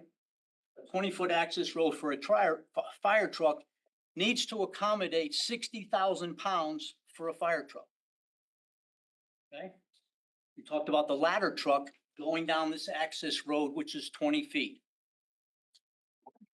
Fire ladder truck is 10 feet wide. Plus you have mirrors. Plus, if they need to set up, they have outriggers. 20 feet is not going to accommodate it. And I've been to the fire department and I've measured the fire trucks. And the firemen were gracious because I was putting forth some kind of effort for those gentlemen who are first responders to do their jobs. I have no doubt if there was ever a fire at any of those buildings that they would get in there and they'd do their business. But you're putting them behind the 8 ball by saying, oh yeah, we can accommodate this and we can accommodate that. In real life and what happens on paper are two different things. Now Mr. Randolph talked about a turnaround for the other project. Well, they kind of worked their way around that by putting this access road in there. I still don't believe that that's appropriate for a turnaround. Also, in the code enforcement, the fire marshal stated with Castle Avenue and all the other units that are going in, the annual inspection report will go sky high. Again, what's going to happen is we're probably, as a town, going to have to hire independent contractors to do the inspections, which again, cost us taxpayers money. So we're building all these buildings so the developers can make money, but the taxpayers are the ones that are really going to pay. Nobody talked about the rooftop, the HVAC rooftops. You don't think that's going to make noise throughout? We live in a valley. Here's Biro, here's Finn Street. 34, there's an elevation of 34 feet difference. This building is going to exceed my house. My house is the tallest house in that area. And it's going to exceed my house. I think I said it before. My father was in the grocery business. You're trying to put 10 pounds of bananas in a 5-pound bag. It doesn't work. And he phrased it a little bit different, but you get the idea. You talked about privacy. How can there be privacy when you've got a building 50 or 60 feet tall, a 5-foot setback, and the people that live on Warren Avenue, there's beautiful townhouses there, young couples with kids. There's no privacy. Traffic study, again, you might as well just throw the traffic study up because none of it makes any sense. The tables that we were given, the building will not impact the street. No building will not impact the street. Oh, build 108 and 105, it won't impact the street. Well, I just gave you the numbers. Okay, I do my homework. Okay, and the people that live in our neighborhood basically rely on me to voice our opinion to the commissioners. And adding 244 cars to the roadways has no impact? I don't think so. I'm almost done.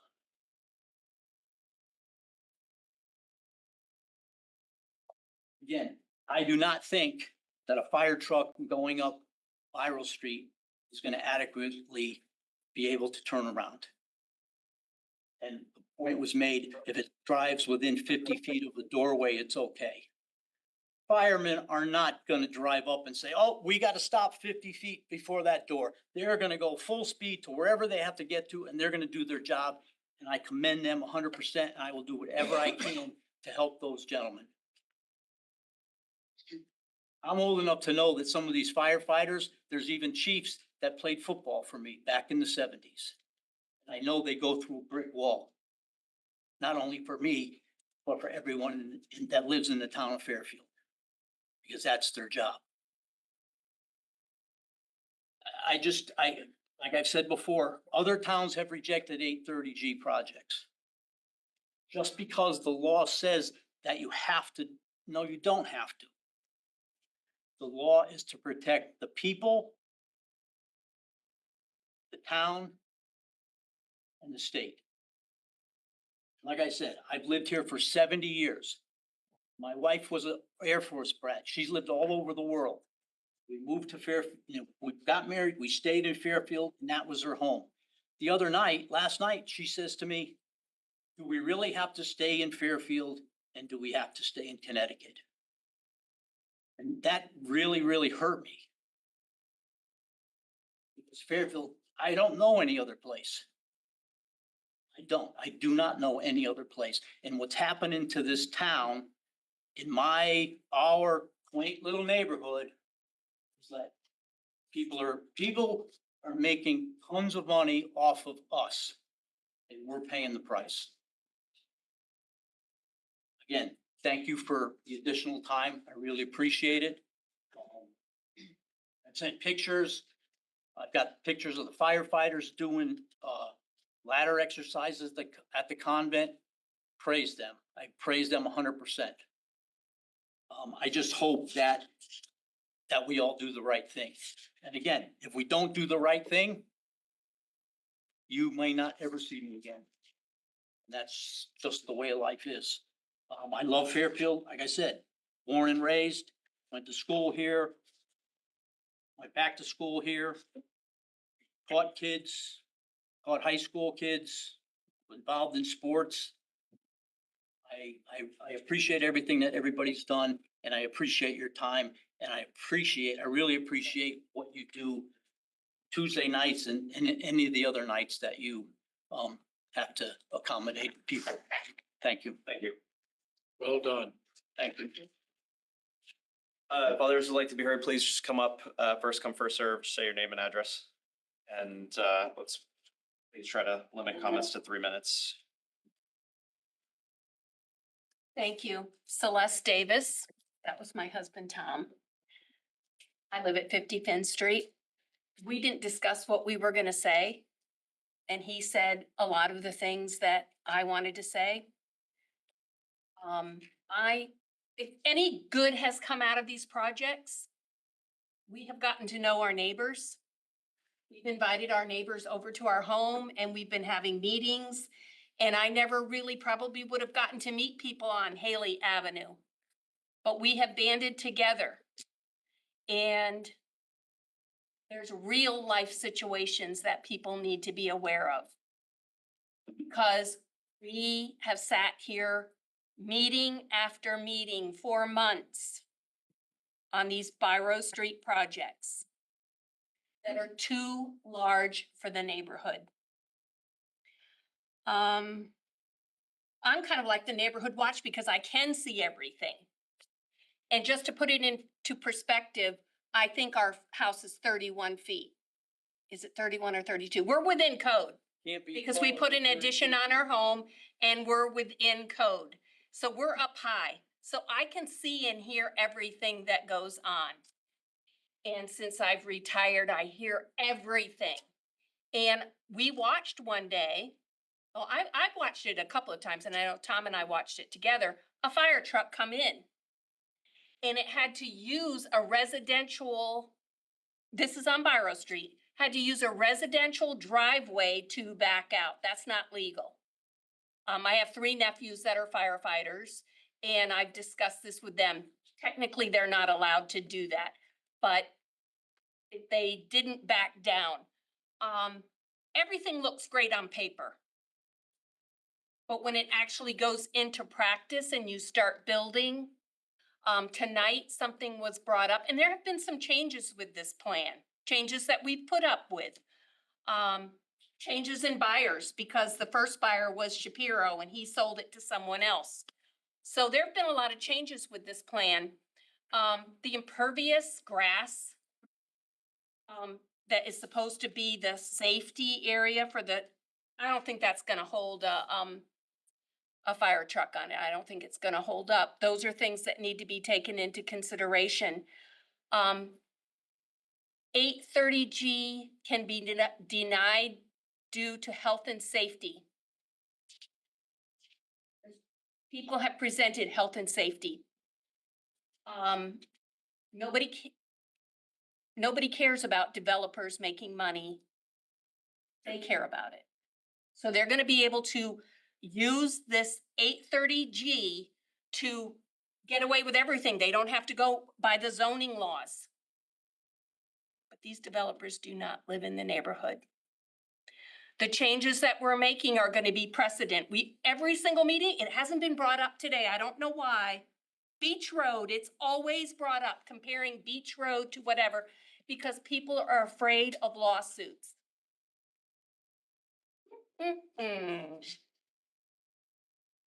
We fully expected development. We fully expected something to be done with St. Emery School. We fully expected something to be done with the convent, just not at this size. It's gonna create a lot of problems in the building process. And the other thing too, we've been coming to all of these meetings. The experts are paid to say what they need to say. And that's why they get confused when they're asked questions. Thank you for asking questions. And they can't answer them because they know if they answer them correctly, they're gonna get into trouble with the person that is paying them. And our beautiful neighborhood could not pay for experts. But we know the difference between right and wrong. Thank you.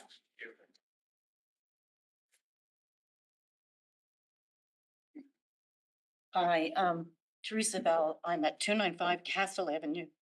Oh, sorry. I mentioned last time, 108 Biro and 105 Biro needs to be considered together because this is humongous to have these huge buildings going up. I don't know why in my head, I thought 105 was just like, oh, it's up the road. And now I'm realizing it's 105 and 300. It is right outside my front door. So thank you, Commissioner Braun, for mentioning the light. And I don't care what they're saying. I open my front door. There is going to be light from these parking garages from this building shining on our home. The whole development is going to probably cause issues with our foundation. It's going to be horrible. When they built the townhomes across the street from my house, it did crack our driveway. Thank God our foundation was fine. I cannot imagine what all this blasting is going to do to our house. The biggest detriment to health and safety, again, is traffic. This is not a level of service issue. This is not. This is dangerous. Yes, Upper Biro, where the convent is, yes, it's relatively quiet because there's only a few houses up there.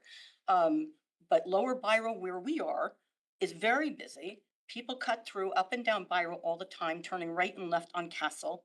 A lot of times people cut through this neighborhood to go up to Black Rock Turnpike, to go to Jennings, to go to the Walgreens, to go to, depending on where they're traveling from, to go to Stop and Shop. You have to take all this into consideration. That new one that just went up last December at the end of Castle and Black Rock, you've got this monstrosity across from my front door of my home that my husband and I have lived in for 21 years. You've got that 108 monstrosity going up with all these cars going down. You've got that 83 Castle that's also getting built. And I'm telling you, I live here. My husband and I, we're the experts. People don't stop at the stop signs. I mean, the people who live there like we do, yes, we do. But people who are just cutting through and trying to get somewhere, they are flying through each of these stop signs. There are so many times we've seen near misses. We've been involved in near misses at that four-way, the biggest four-way, and this has got to be in consideration. I think another traffic study needs to be done, is you got to take in consideration Longfellow. Longfellow is a death trap. It is, I'm sure there's lots of accidents go on there all the time. I don't know how many times my husband and I have almost been hit by vehicles when we're trying to either go down Castle or up or down Longfellow, trying to go around the neighborhood. I can't imagine what is going to happen around here. Kings Highway and Black Rock Turnpike are so congested as it is. It is detrimental. It is absolutely a safety issue. So please understand, this is not a level of service. I know people are gonna have to just be more patient and wait. People are gonna get hurt and people are gonna die. And I'm just hoping it's not my husband and I. So you need to take this into consideration that this is a safety issue. It is truly. So please take this into consideration. These are not appropriate projects. They're too big. Thank you for your time.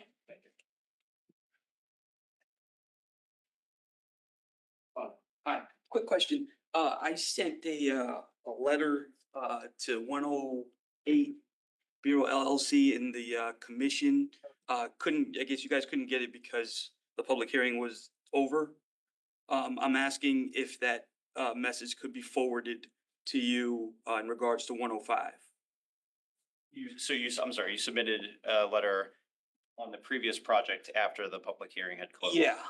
Yeah, and I was told it couldn't go to you guys because the public hearing was closed. Enter that into the public record for this. You can, it's more proximate to, I did forward it to Attorney Bellis. He did receive it. It's more proximate to the 108 Biro site. You're the gentleman who's adjacent to that, correct? Yeah, but 105 is like severely close as well.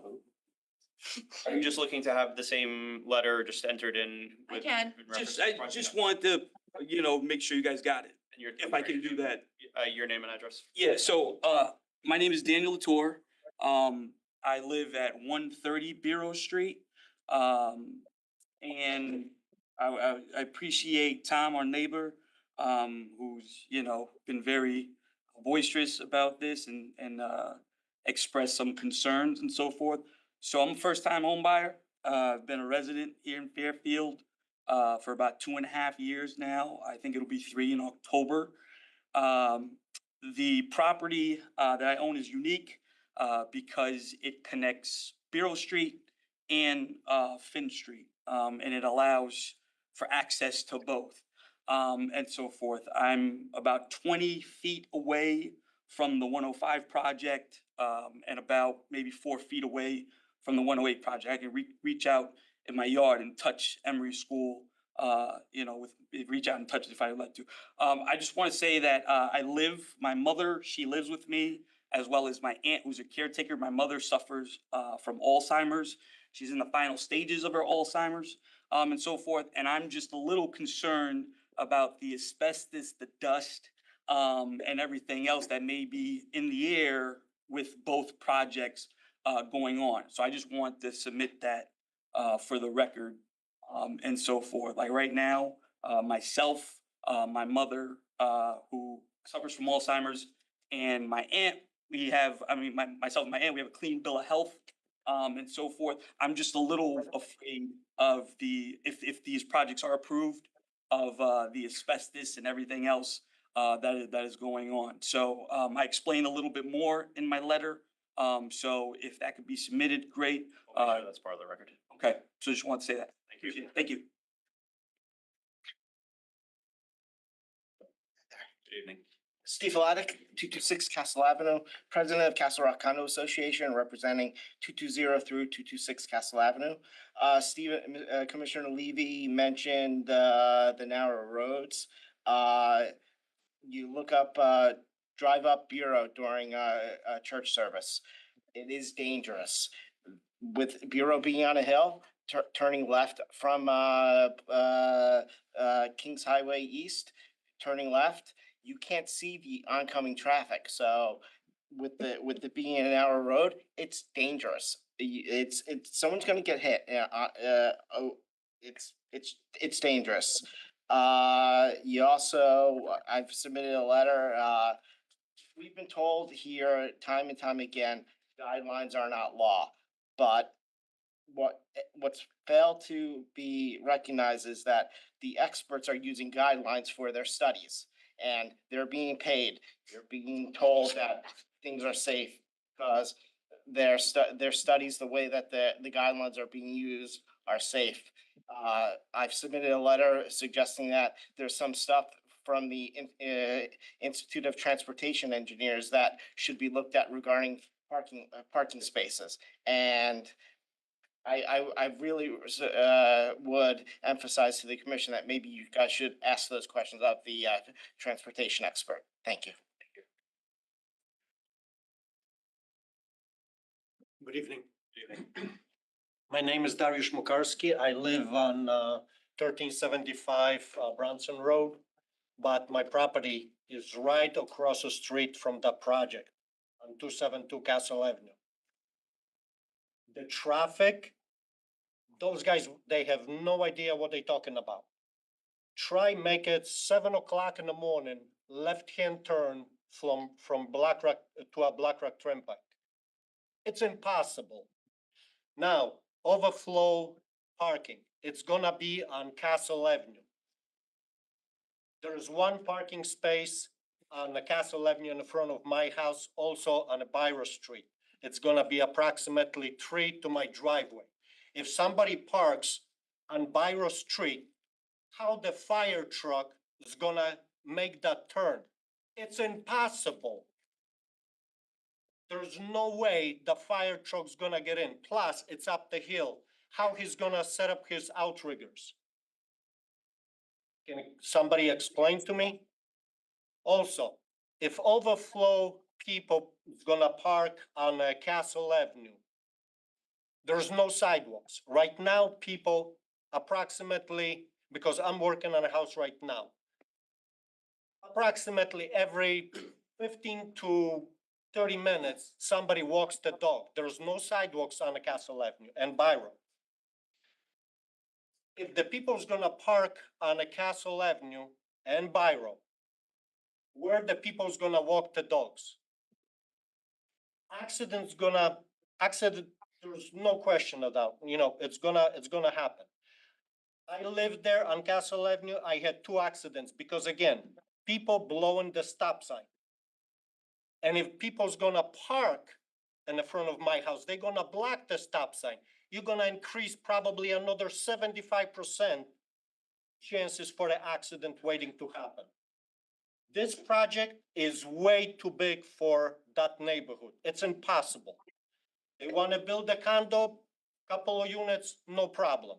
It fits the neighborhood, it's gonna look like a neighborhood. But that big project, no way. It's gonna block the sun because the building from the Castle Avenue to the top, it's gonna be over 100 feet. My house not gonna see a sunlight. Also, they're gonna have a metal facade with the windows. The reflection from the metal and from the windows is gonna shine into the house.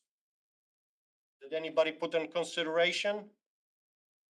If it's something like this happen, I don't know. I'm sure I'm not gonna like it. So something's gotta get done, and definitely I don't approve this project. I approve something smaller, regular condos, no problem. They build it on a parking lot at the church. They build the regular condos. With zoning, no problems. Everybody's happy. But that size of a project, no way. I don't agree. I don't want it on my neighborhood. Thank you.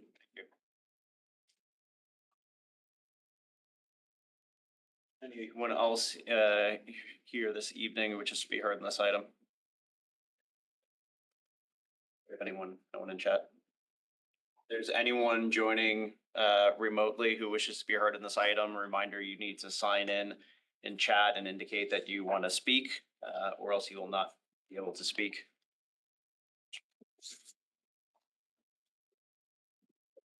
Last call for comment on this item.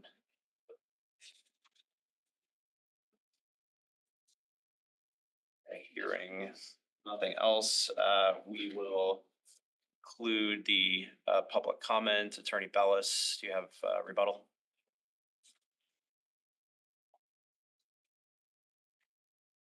Before I give a few closing remarks, I wanted to have Mr. Versteeg answer Commissioner Randolph's question, if that's permitted, as part of the rebuttal.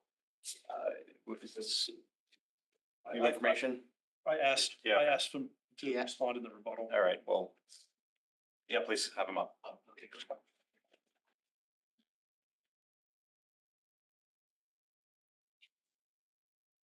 For the record, Joe Versteeg for Versteeg Associates.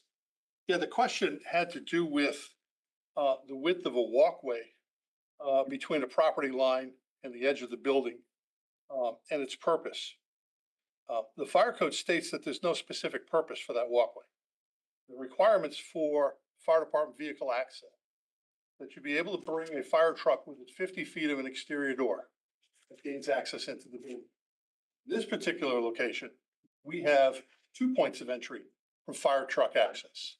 Both garage entrances, lower and upper, will provide access into the building and throughout the rest of the building upward. The requirement is that if you picture at a McDonald's, you can bring your fire truck within 50 feet of an exterior door. You must be able to then walk either clockwise or counterclockwise around the building and travel not more than 450 feet. If the building is too big and you can't travel with one firefighter clockwise or counterclockwise from that initial fire truck location, it's acceptable to set one firefighter walking clockwise and one firefighter walking counterclockwise and meeting in the back, each having traveled not more than 450 feet. That kind of sets the distance of where a fire truck is in relationship to a large building. So if you picture an Amazon building, you pull up to the front of the building within 50 feet, and then you have maybe, I'm just exaggerating, a mile walk around the building. So it's saying that's unacceptable. So if you park a fire truck in the back and you walk from 2 different locations, you're still going to exceed the 450 feet. So now you have to provide driveways in so that distance is shorter.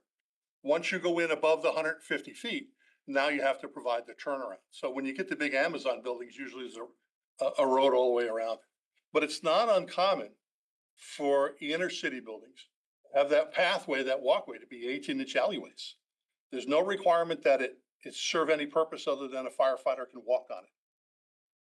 There's no requirement that you have to operate a hose or drag a hose or carry a ladder or even erect a ladder. I wouldn't want to be in your firehouse. All right, please. Answer your question. He answered the question. Okay, thank you.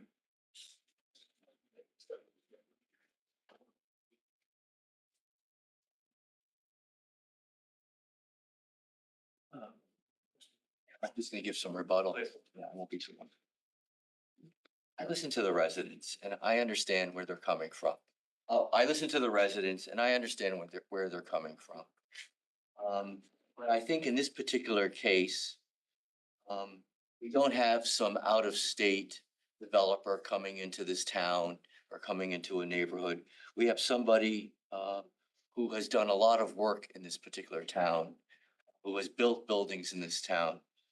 Eric De Laurentiis is not someone who's not familiar with the town of Fairfield. So he is the owner of 105 Bureau LLC. It's Byra. Okay, Byro, I apologize. Having said that, I think that will be something that you could look at as someone who is familiar with the building standards in this town, what can and cannot be done, and he has an interest in wanting to do a good job because he's done business in this town and lives in the town. But there's a huge difference than having just some big company coming in and proposing this and that's not what's happening here at all. There was a lot of talk about taking down a building. There's a process for that. It's called a demolition permit. You have to get the oil tanks tested. If there's any asbestos in the building, that has to be tested. And then there has to be permits in allowing that to be removed. So there are procedures for that take safety into consideration. So those are not safety concerns that should deny an application for an 830G. As far as the height of the building, We've gone over this a few times. I think that, 131 Beach was, pretty clear, the case law, that height in and of itself is not a consideration. What is a consideration was a couple things. At first, this project started out being just on Biro Street. Then Eric decided he would purchase more land and pay for that on Castle Avenue. Now, he could have gone and done a different kind of project, but he limited the project to 48 units. He also wanted to have parking on the facility or in the facility, so he has a garage that has actually two garages for both parking for the residents that live there and for guests. The reason I say all this is that I think that this situation, although may look like, a change in the neighborhood, it certainly is a change in the neighborhood. I get that. But that's not the standard that this commission has to go by. You know it, and I'll just read it into the record. The burden is on the evidence in the record that the decision that would be appealed is necessary to protect substantial public interest in health, safety, or other matters which the commission may legally consider. Let's just stop right there. I don't think that there's been any evidence presented where that are substantial safety or public interest. There are certainly concerns that the residents have had, and I understand those concerns, but they're not rising to the level of health or safety. Second, do those interests clearly outweigh the need for affordable housing? If there was an interest that outweighed the need for affordable housing, you certainly have the right to deny the project. If, this is a big if there can't be any changes, reasonable changes that would protect those interests.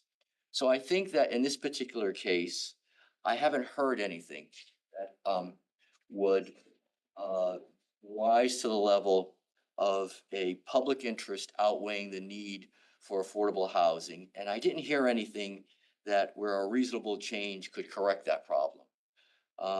I heard certainly a lot of concerns and about traffic, and there's a lot of case law about traffic. Traffic in and of itself, as you know, is not one of the criteria for denying an 830G application. There was talk of people don't follow the law. They may not park in the right spots. Again, that's not a consideration. It does happen in real life, just like people speed in real life, right, on the highways. But those are not legitimate reasons to deny an 830G application. So I think in this particular case, a lot of thought went into making sure that there was a aesthetically nice looking building, that it had met all the codes for fire protection. We had a code enforcement meeting where we not only took some of the suggestions that may not have been needed for an 830G application, but incorporated them into our project. So I think that there was a real concerted effort to get this right by this developer. And I have not heard anything that would in any way, shape, or form tell me that there's a problem with this application. It has water capacity, it has sewer capacity, it has fire code sprinkler systems, it has everything that one would want in an apartment building. And in order to get the 15 units of the affordable units, the math simply comes out to 48. So the building was designed to get those 48 units. Cost of buying not only the Biro Street property, but also the Castle Avenue is one consideration. The cost of construction, as you all know, it's expensive to build these buildings, another. And lastly, the rate of return one would get, it takes a long time to get your money back. So these are not something where the neighbors may perceive it to be greedy developers just trying to make a buck. I don't see it that way. There's a need for affordable housing. We all know that. And I think that this project, you will never notice that these affordable units, when they're blended in with these other market rate units in a, what I consider a high-end building, would be any burden to the town. I honestly believe that having these additional people is a benefit. I don't know who you're gonna get in these buildings. There could be volunteers such as yourself on commissions. There could be people, teachers, police officers that need a little break in their rent. So as I see this project, and I see a lot of them, too many of them, this is a good project. And I believe it's one that you ought to approve. I really do. So that's my rebuttal. Thank you, Attorney Bellis. Okay, that will conclude the rebuttal, and therefore the public hearing of this item. Thank you, members of the public who commented on this item. Thank you all very much. The next item on the agenda is zoning regulation amendment, application of the town of Fairfield to reformat the existing regulations with tables and reorder, reorganize the existing language into more orderly sections, revisions, content, be compliant with statutory changes required per section 8-2. Given that we are without a few members of the commission this evening, makes sense to table this until August 5th. So to table to August 5th. Move the table. Thank you. Commissioner Levy, do you have a second? Commissioner Randolph? Further comments? Nothing further. Randolph? Can we put this to a vote? All those in favor of the motion to table the zoning regulation amendments to August 5th, please raise your hand or say aye. Aye. Motion passes unanimously. Thank you. And then moving on to our final two items of the evening, zoning regulation amendment, application of Primrose Development LLC, contract purchaser for revision to the zoning regulations to add section 5.5.1, Black Rock Affordable District to allow the construction of affordable multifamily housing pursuant to section 830G of the Connecticut General Statutes, and 4221 Black Rock Turnpike, application of Primrose Development LLC, contract purchaser to rezone the parcel located at 4221 Black Rock Turnpike to the Black Rock Affordable District zone on land presently zoned as residence AAA. Is you again? Sorry, Bill. I like you guys. For the record, I'm attorney Stephen Bellis. And I represent the applicant Primrose Development LLC. Caroline and I had discussed that we would open. I can give you my initial remarks. And then we had discussed that the witnesses, the expert witnesses would be testifying on my schedule in front of them. I believe we said the 2 weeks. 19th. Yeah, I think that rings a bell with me too. We kind of work these things out to help you guys flow. So whatever you want me to do. Yeah, let's begin, get through as Just do some initial- we're able to get through. Actually, I think maybe it was the 12th. Maybe it was the 12th. Yeah, whatever, yeah. I have it in I'm my, sorry, this is not another one. Is this one that the chair is recused from also? Is he- No. Okay. no, not that I'm aware of. Okay.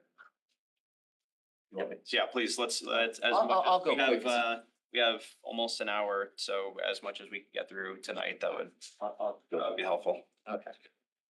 So I represent Primrose Development, which is a contract purchaser of 4221 Black Rock Turnpike, parcel B. It's owned by One Way Associates.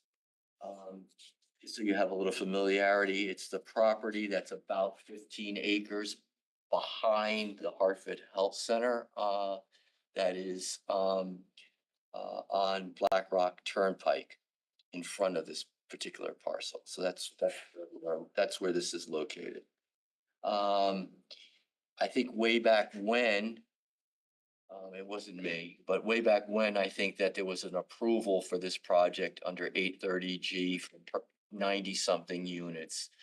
And then that was never developed. So it may not be new to you or commission, I'm not sure. But, this particular application, and I'll get into the details, is one for a zone change and then a text amendment. So there are no final site plans, so I will be supplying you with what we call conceptual site plans to answer your question on this. And then if it were to be approved, or if a court were to approve it, I would have to come back, or the applicant would have to come back and give you the final site plans that are in conformity with whatever zone change and text amendment is approved. That's the framework from where we're coming from. I think I've told you before that, and I'll repeat myself, but Connecticut currently is in a housing supply. They call it a crisis. I don't know if it's a crisis, but there's a need for more housing in Connecticut as there is in the rest of the country. Our vacancy rate is 7%, which is the lowest, tied with Rhode Island, for available resident people to buy or rent units. Some studies have suggested we need 110,000 more units just to meet the need. I've seen more recent studies that it may even be more than that. I don't know the answer, but clearly the legislature has been working towards trying to get more, more units built. And there's a lot of reasons why it's not happening, but that's for another day. There's been more recent reports that that 70,000 positions are needed just for companies that work here to have their employees stay in Connecticut. So with that backdrop, I think it's pretty clear that now is a good time to have units being constructed. And of course, affordable units are a big component of that. The legislature passed 830G in 1990, and the case law has been pretty consistent that we need this to provide fair access to housing and expand the housing opportunities for the citizens of Connecticut.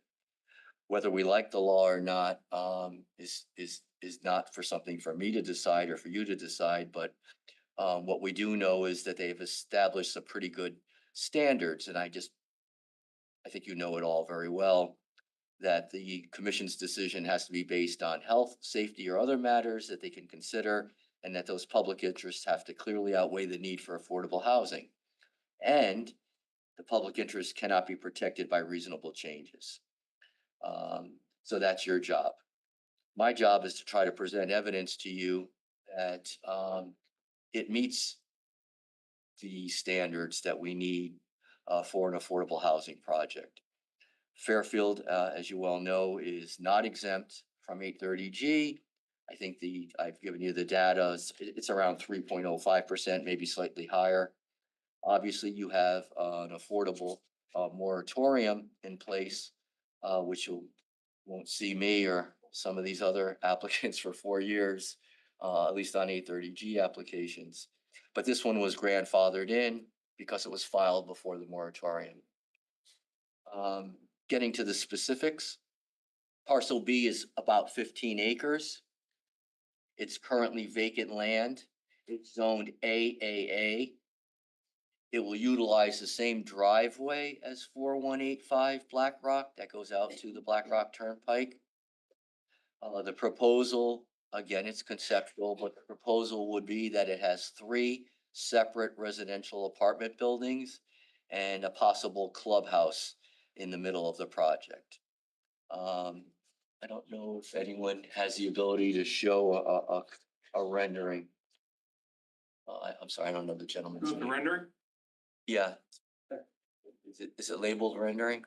I don't know how they label these things.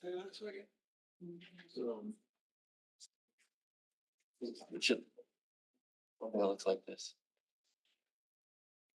It says collage. I don't upload them, guys, so I don't know. Yeah, there you go. That's it. Okay, so this is the conceptual rendering of what I'm talking about.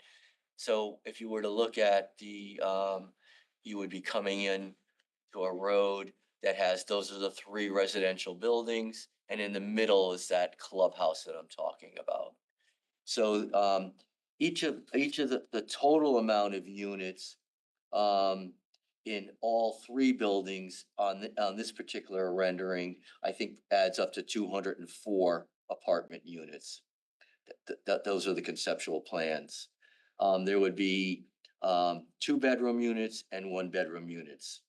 The plan is for 4 residential floors per building and 2 floors of garage parking per building. So it's kind of similar to what you've been seeing, where the garage and the parking is incorporated in the building. You also see there's additional parking proposed outside the buildings themselves. But primarily the units are would have their own access to parking. Again, the traffic, we hired a traffic consultant, SLR Corporation. Dave Sullivan, I think, was the engineer on this particular project.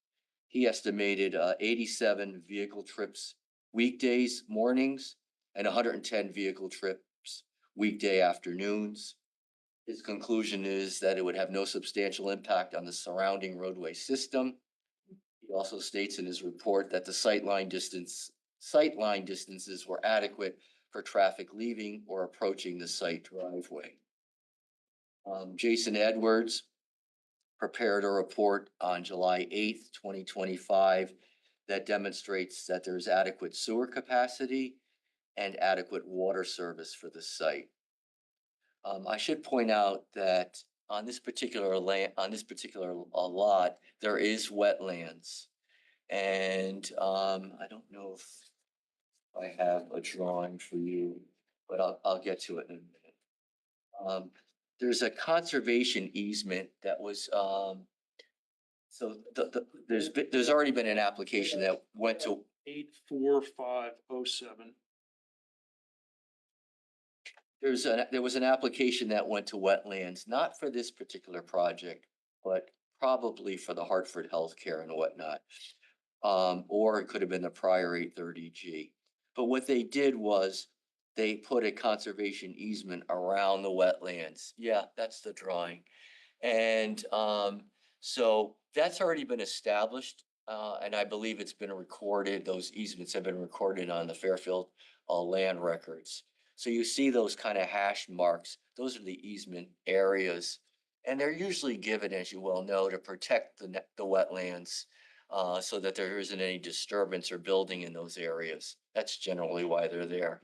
I would tell this commission that we would have to go back to the Wetlands Commission for this particular project, the way it's laid out and the way you're looking at it. That I don't want to lead you to believe that this project has been approved. It has not been approved by the Wetlands Commission. There's going to be an application filed with the Wetlands Commission for this particular project. And we would have to get their approval before the applicant could file his final site plans with you people. So although there has been, Wetlands has looked at this parcel and has done what it's done already, I don't want you to think that we have wetlands approval for this particular project. We do not. I do know that when I looked at the proposal, that any of the buildings are what we call built in the upland review area. So there would be jurisdiction for the Conservation Commission to look at it. But there would be no, if there is no adverse impact, then there would be no regulated activity. We would not need a permit from wetlands, but we'll have to see how that plays out. So the applicant has submitted an affordability plan whereby 31 units would be at 80% AMI and 31 units at 60% AMI. So that's 62 units that would be considered affordable if this particular plan were approved. The administrator is Mark Nolan. He's been recognized by other towns as a qualified administrator for these 830G applications. And I think I put in I'm not going to go through the whole affordability plan, but basically the affordability the affordable units would be dispersed throughout all the buildings. They would be made up of the 1 bedroom and 2 bedroom. And they would be rented at the same time as the market rate units, and they would look identical to the market rate units. So that you couldn't tell the difference between a market rate unit and an affordable unit if you were a renter and walked into one. So your job in this particular application is to take a look at whether this zone change and this text amendment, which would only apply to parcel B, not to any other parcels in town, but only to this particular parcel, complies with the standards under 8-30G, and then act accordingly. Attorney Bills, the 15-acre site B, that does not, the 15 acres does not include the conservation easement? No, I think the 15 acres is, I don't believe that to be a true statement. I So- believe the 15 acres is the perimeter, the property, legal description of parcel B. Okay. So, so to answer your question, it would be far less. Are you talking about buildable area, I think? Yes. Yeah. I don't know off the top of my head what the buildable area it is, but there's no way it could But be let, so but the 15 acres is inclusive of the easement. inclusive of the easement is correct. I think one of the challenges with having only a conceptual site plan, the proposed regulation change has a pretty wide range of what could be, you know, there are setback requirements. There's up to a 50% lot coverage.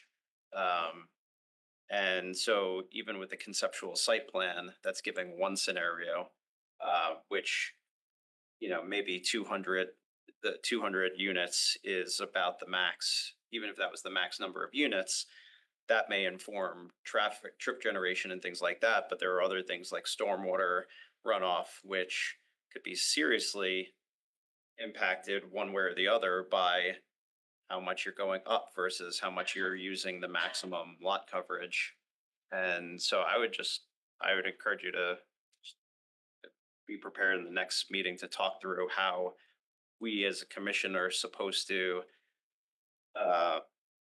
assess the impacts pursuant to the 830G requirements without with only having I think this is something we've already talked about, but only having. Yeah, I know where you're coming from. Yeah. So, yes, I will do that. I get it. So I think, no, I can't speak for the legislature.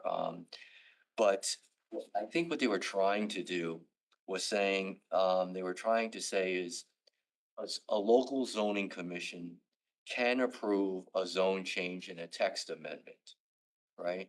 And make believe that happens sometimes without an 830G, right? Someone would come in with a ask for a zone change and a text amendment. And I think what the legislature said was, well, it's hard for a commission to do that if they don't even have a concept plan with basic stuff on it, right?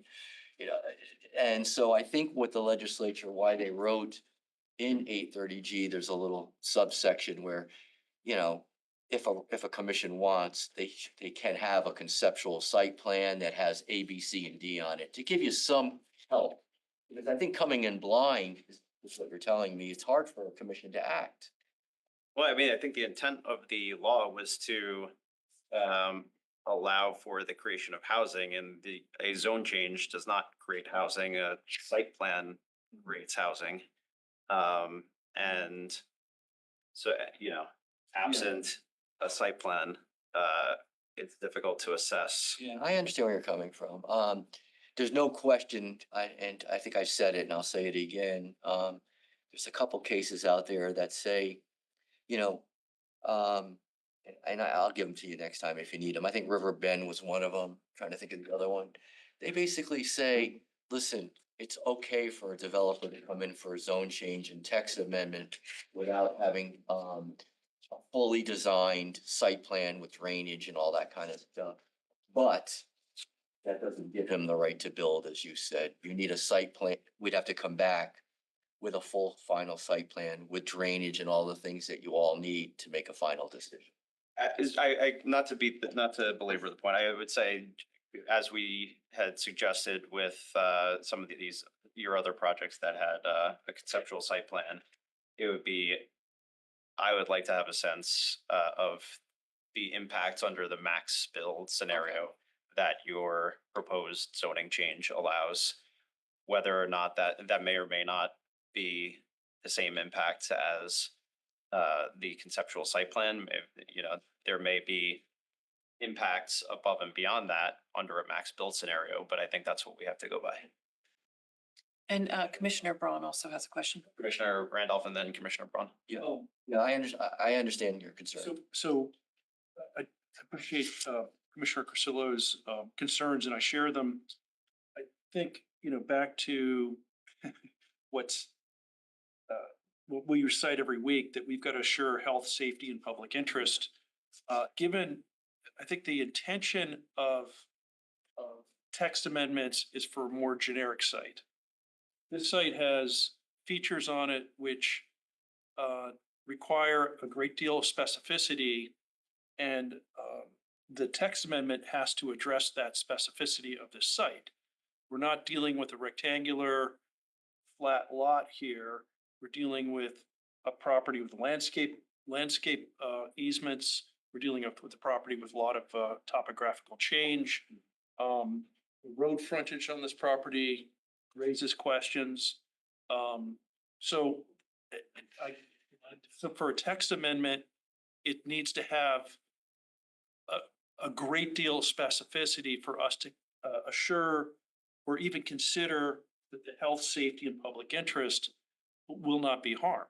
Yeah, no. So it's almost, we need a site plan, and the text amendment has to specifically describe that site plan for us to assure health, safety, or otherwise it's going to be incomplete information. We can't opine on it.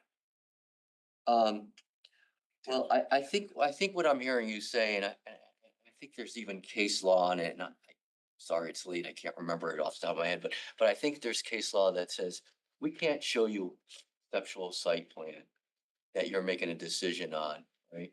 And then, and then give you something totally different.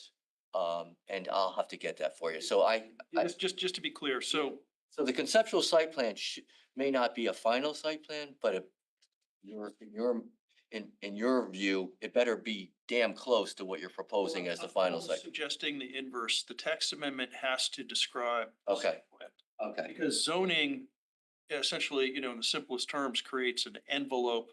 Yeah. Development. And in setbacks from wetlands, access from the road, a level of service. So this text amendment has to essentially describe the site plan with a great deal of specificity for us to be able to evaluate health, safety, and public interest. I think you've said it well, and now I know what you're talking about. You want more specificity in the It has text. to be extreme because of the site is so specific. Yeah, I get it. And add a lot more to the bulk standards than. Yeah, and the text amendment is specific to the site. We cannot, and again. It is specific to the site, yes. Again, I'm not in love with what I see here, but we do have the obligation to evaluate health, safety, and public interest. Yes. And then I guess stepping back, I just, and maybe this is a question for staff, why are we obligated to consider text amendments? It's within the statute. It's in the that statute. An applicant with an 830G can, in conjunction with their project, submit a text amendment. It's in the statute. Yeah. Thanks for clarifying that. Commissioner Braun.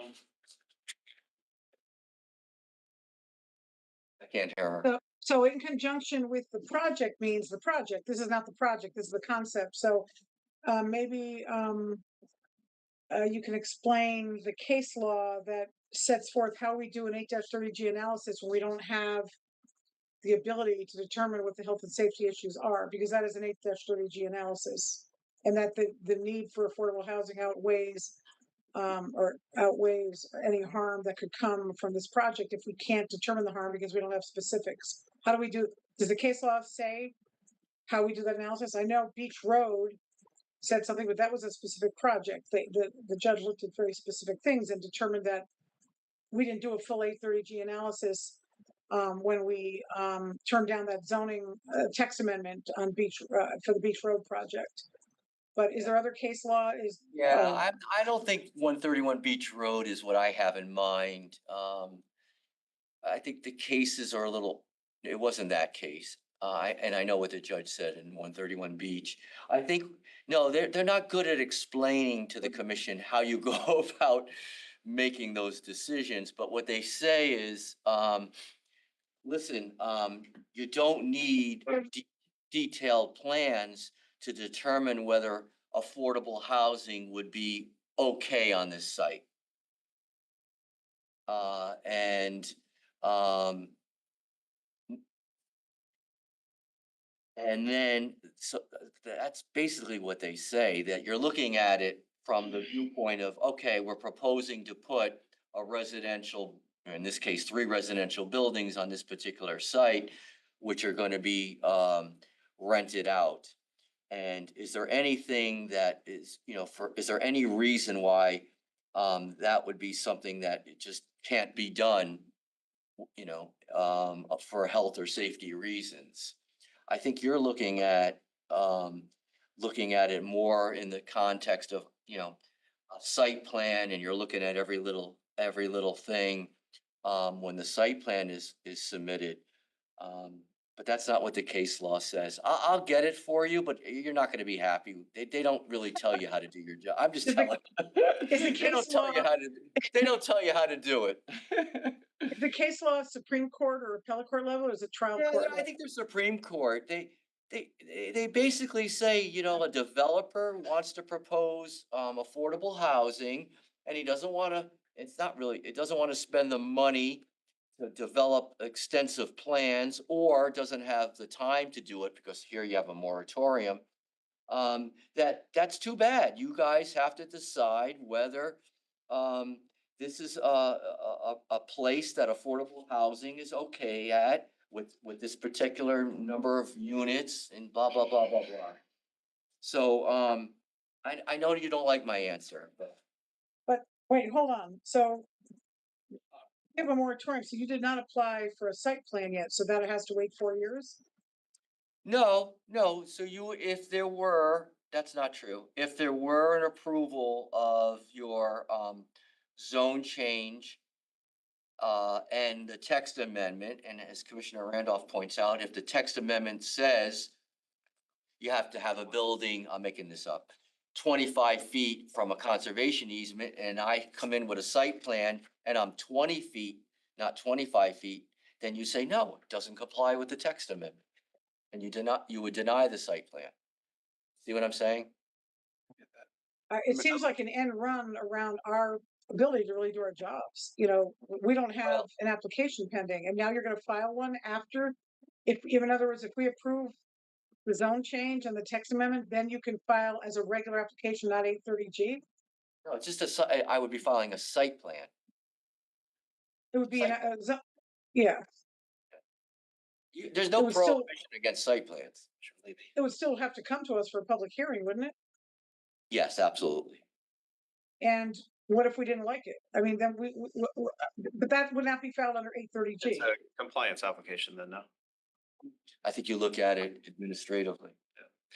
Commissioner Levy, Commissioner Randolph. Yeah, Attorney Bellis, so I read the statute, when it says affordable housing application, it means an application made to the commission in connection with an affordable housing development by a person who proposes to develop such affordable housing. I agree. Now, in this case, the applicant, Primrose Development, is not the owner of the property, correct? That's right. Do they have any intention of flipping this deal?